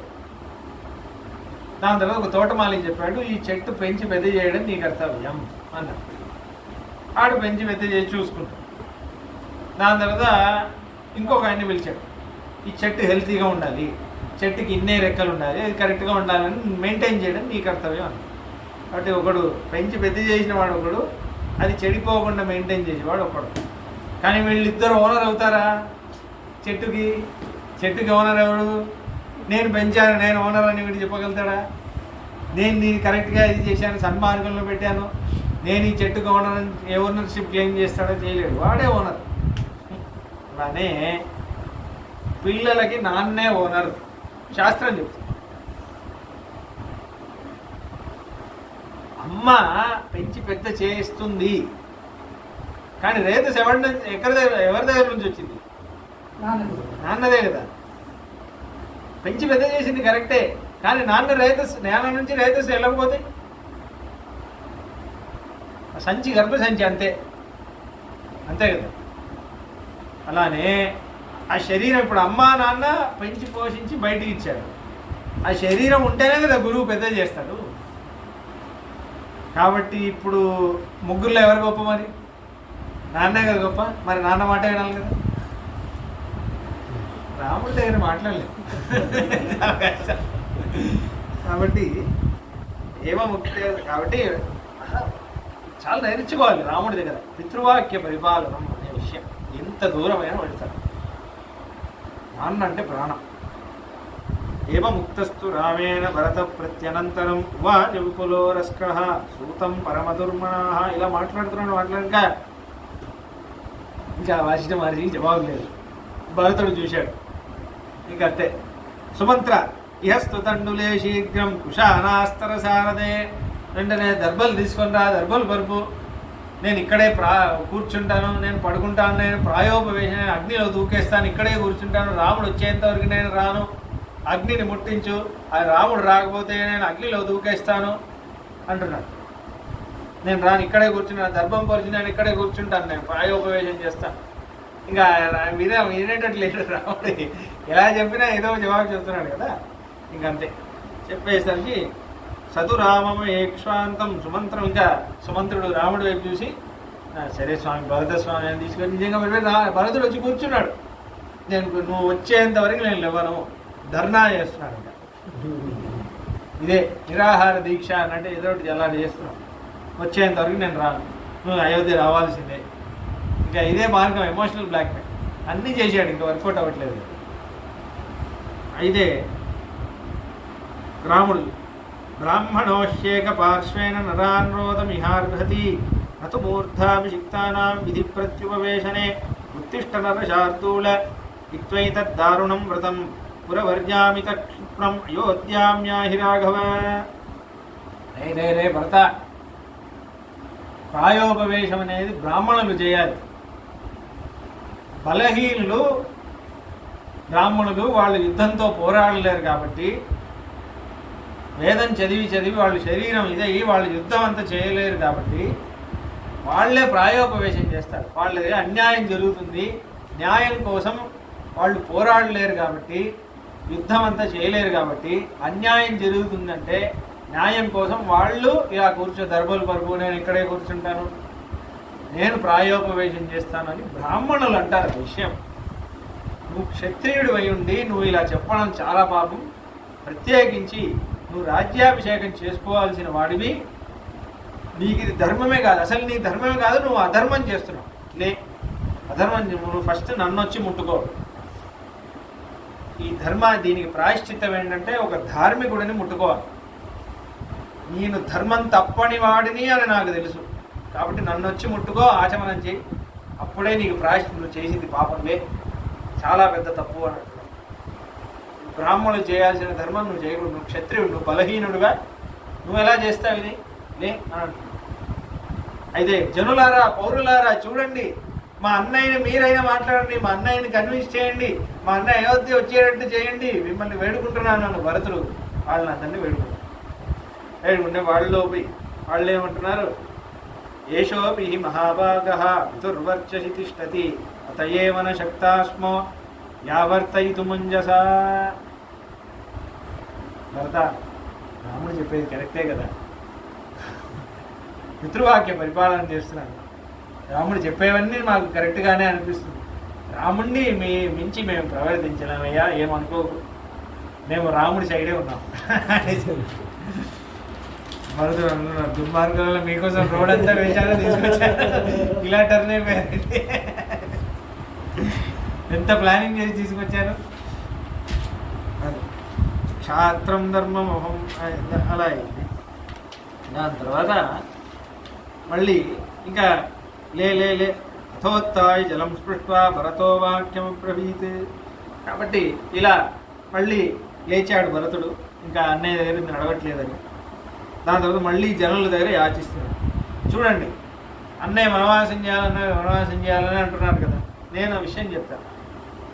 వనవాసం వెళ్ళాలంతే కదా, నేను వెళ్తాను వనవాసం, దీంట్లో ఏం తప్పు ఉంది, నేను వనవాసం వెళ్తాను, అన్నయ్య రాజుగా ఉండని, అన్నయ్య వదిలి నేను వనవాసం వెళ్తాను, మీరు దీనికైనా ఒప్పుకోండి, మీరైనా అడగండి జనులారా అని అంటున్నారు. కరెక్టే కదా రామ, ఇదేదో బాగుంది అని అంటున్నారు. అయితే అప్పుడు రాముడు అంటున్నాడు, విక్రీతమాహితం క్రీతం యత్పిత్రా జీవితామమ అతల్లోపయితుం శక్యం మయా వా భరతేన వా ఉపాధిర్న మయా కార్యో వనవాసో జుగుప్సితః యుక్తముక్తం చ కైకేయ్యా పిత్రా మే సుకృతం కృతం. నేను వనవాసం వద్దు, నేను రాజ్యంలో ఉంటాను, నా తమ్ముడు వనవాసం వెళ్ళని అని నేను చెప్పొచ్చు. ఎప్పుడు చెప్పొచ్చు? నాకు శక్తి లేనప్పుడు. నేను పెద్ద అయినా, నాకు వయసు అయిపోయింది, నా వల్ల, నా తమ్ముడు కదా, నువ్వు చేస్తే నేను చేసినట్టే, నేను అయోధ్యలో ఉంటాను, నువ్వు వెళ్ళేసి రారా, నేను అప్పుడు చెప్తే కరెక్ట్. నేను భాగ్యం అనుకుంటున్నాను, నాకు శక్తి లేదా అని నేను అన్నానా? నాకు చాలా శక్తి ఉంది. ఇన్ఫ్యాక్ట్ నేను భాగ్యం అనుకుంటాను, మా నాన్న నాకు వనవాసం వెళ్ళారు, ఒక ఇంత గొప్ప కైంకర్యం నాకు ఇచ్చారు. నాన్న కోసం వనవాసం వెళ్ళడం ఎంత గ్రేట్ సర్వీస్. మా నాన్నగారి కోసం మేము చేసే సేవ, నాన్నగారికి చేసే సేవలో అతి గొప్ప సేవ ఏంటి? నాన్నగారి మాట వినడం కదా, పితృవాక్య పరిపాలన చేయడం. ఎప్పుడెప్పుడు మా నాన్న కోసం నేను ఏదైనా చేస్తానని నేను ఎదురు చూస్తున్నాను. నాకు ఇంత గొప్ప భాగ్యం ఇచ్చారు మా నాన్నగారు. మా నాన్నగారి కోసం 14 ఏళ్ళు వనవాసం కూడా వెళ్ళలేనా నేను? ఇది ఒక భాగ్యం అనుకుంటున్నాను. కాబట్టి ఇది అవసరమే లేదు. ఇంకోటి, నేను వనవాసం వెళ్ళాలి, భరతుడు రాజుగా ఉండాలని మేము తీర్మానించుకున్నామా? తీర్మానించింది దశరథుడు. అది మార్చాలంటే దశరథుడే మార్చాలి. ఆయన లేడు కాబట్టి ఇది ఇంతే. కాబట్టి భరతుడు అయోధ్యలో వెళ్ళి రాజు అవ్వాల్సిందే అనేది ఇదే తథ్యం అన్న విషయం అంటున్నాడు. దాని తర్వాత అదే జానామి భరతం క్షాంతం గురు సత్కారకారిణం సర్వవేత్రాత్ర కళ్యాణం సత్యసందే మహాత్మని. నాకు నా తమ్ముడు భరతుడు గురించి తెలుసు. గురువాక్య పరిపాలన చేసేవాడు, నాన్న మీద నమ్మకం ఉన్నటువంటి వాడు, పితృవాక్య పరిపాలన చేస్తాడని నాకు తెలుసు. ఏదో ఎమోషనల్గా మాట్లాడుతున్నాడు. వాడు అయోధ్యలో వెళ్ళారా, మీకు కావాల్సిన మహారాజా వీడే, నా తమ్ముడు చాలా బాగా చూసుకుంటాడు నాకు తెలుసు, నాకు నమ్మకం ఉంది. కాబట్టి నేను చెప్పేది మీకు ఇష్టమైతే, నేను చెప్పేది మీ హితం కోసమే నేను చెప్తానని నేను నమ్మకం మీకుంటే భరతుడిని మీ రాజుగా మీరు స్వీకరించండి. అయోధ్య ఇంకా 14 ఏళ్ళు నేను మళ్ళీ వస్తాను, తప్పకుండా వస్తాను అని. అమృతో రాజా హి కైకేయ్యా మయా తద్వచనం కృతం అమృతాన్ మోచయానేన పితరం తం మహీపతిం. కాబట్టి నేను 14 ఏళ్ళు వనవాసం పూర్తి చేశాక నేను రాజు అవుతాను కావాలంటే భరతుడి కోసం. కానీ ఇప్పుడైతే నేను అవ్వను. భరతుడి కోసం నేను 14 ఏళ్ళ తర్వాత నేను రాజుగా అవుతాను అని ఇప్పుడైతే అవ్వను అనే విషయం అంటున్నాను. దీని తర్వాత 112th సర్గం. ఆ సర్గలోనే ఇంకా భరతుడికి అర్థమైపోయింది ఏం చేసినా వెళ్ళలేదు. అప్పుడు వశిష్ఠ మహర్షి వెళ్ళి అడుగుతాడు, ఏం చేయాలి స్వామి, ఏం చేసినా చూడు, నువ్వేమో మీ అన్న వస్తేనే రాజ్యం అంటున్నాడు, మీ అన్నేమో రావడం అంటున్నాడు. మీ అన్న వచ్చి రాజ్యం చేసినట్టు కూడా ఉండాలి, మీ అన్న రాకుండా కూడా ఉండాలి. నీకు ఒకే మార్గం, మీ అన్నయ్య పాదుకని వెళ్ళి తీసుకోవాలి. పాదుకా ప్రభావం చాలా అందమైన విషయం. అయోధ్య కాండకి రత్నం లాంటి ఒక విషయం పాదుకా ప్రభావం. దీని తర్వాత పాదుకా రామాయణం మనకు వచ్చి వేదాంతేశి స్వామి పాదుకా సహస్రం అనే ఒక 1000 శ్లోకాలు రాశారు. చూద్దాం, చాలా అందమైన విషయం. ఇంకా రాబోయే 4-5 ఎపిసోడ్లు పాదుక గురించే ఉంటుంది. రామ పాదుక అనేది ఎంత గొప్పది. పాదుక లేకపోతే రాముడి కంటే రాముడి పాదుకే గొప్పది. పాదుక ఉంటే రాముడు కూడా అవసరం లేదు. కాబట్టి ఆ పాదుక వైభవం మనకి భరతుడే ఇస్తున్నాడు. కాబట్టి భరతుడే హీరో అయోధ్యాకాండే. పాదుక ఎటువంటిది అనేది చూపిస్తున్నాడు. కాబట్టి ఆ పాదుక వైభవాన్ని వచ్చే 5 సంచికలు చూద్దాం. 5 సంచికలు చాలా ముఖ్యం. రాబోయే 5 సంచికలు భరతుడి వైభవం, పాదుకా వైభవం మనకు అర్థమవుతుంది. మంగళం కౌసలేంద్రాయ మహనీయ గుణాబ్దయే చక్రవర్తి తనూజాయ సార్వభౌమాయ మంగళం. ఏవమేతత్ పురావృత్తం ఆఖ్యానం భద్రమస్తు. భవ్యాహరత విశ్రబ్దం బలం విష్ణో ప్రవర్ధతాం. లాభస్తేషాం జయస్తేషాం కుతస్తేషాం పరాభవః. ఏషామిందీ వరశ్యామో హృదయే సుప్రతిష్ఠితః. కాలే వర్షతు పర్జన్యః పృథివీ సస్యశాలినీ. దేశోऽयं శోభరహితో బ్రాహ్మణాः సంతు నిర్భయాः. కావేరీ వర్ధతాం కాలే కాలే వర్షతు వాసవః. శ్రీరంగనాథో జేతు శ్రీరంగశ్రీశ్చ వర్ధతాం. స్వస్తి ప్రజాభ్యః పరిపాలయంతాం న్యాయేన మార్గేణ మహిమహీషాः. గోబ్రాహ్మణేభ్యः శుభమస్తు నిత్యం. లోకాः సమస్తాः సుఖినో భవంతు. చతుర్ముఖేశ్వరముఖైః పుత్రపౌత్రాదిశాలినే నమః సీతాసమేతాయ రామాయ గృహమేదినే. జయతి యతిరాజసూక్తి జయతి ముకుందస్య పాదుకాయుగళీ. తద్వయదనాస్త్రివేదీమ వందయంతో జయంతి భువిసంతః. కవితార్కికసింహాయ కళ్యాణగుణశాలినే శ్రీమతే వెంకటేశాయ వేదాంత గురవే నమః. జై శ్రీరామ్.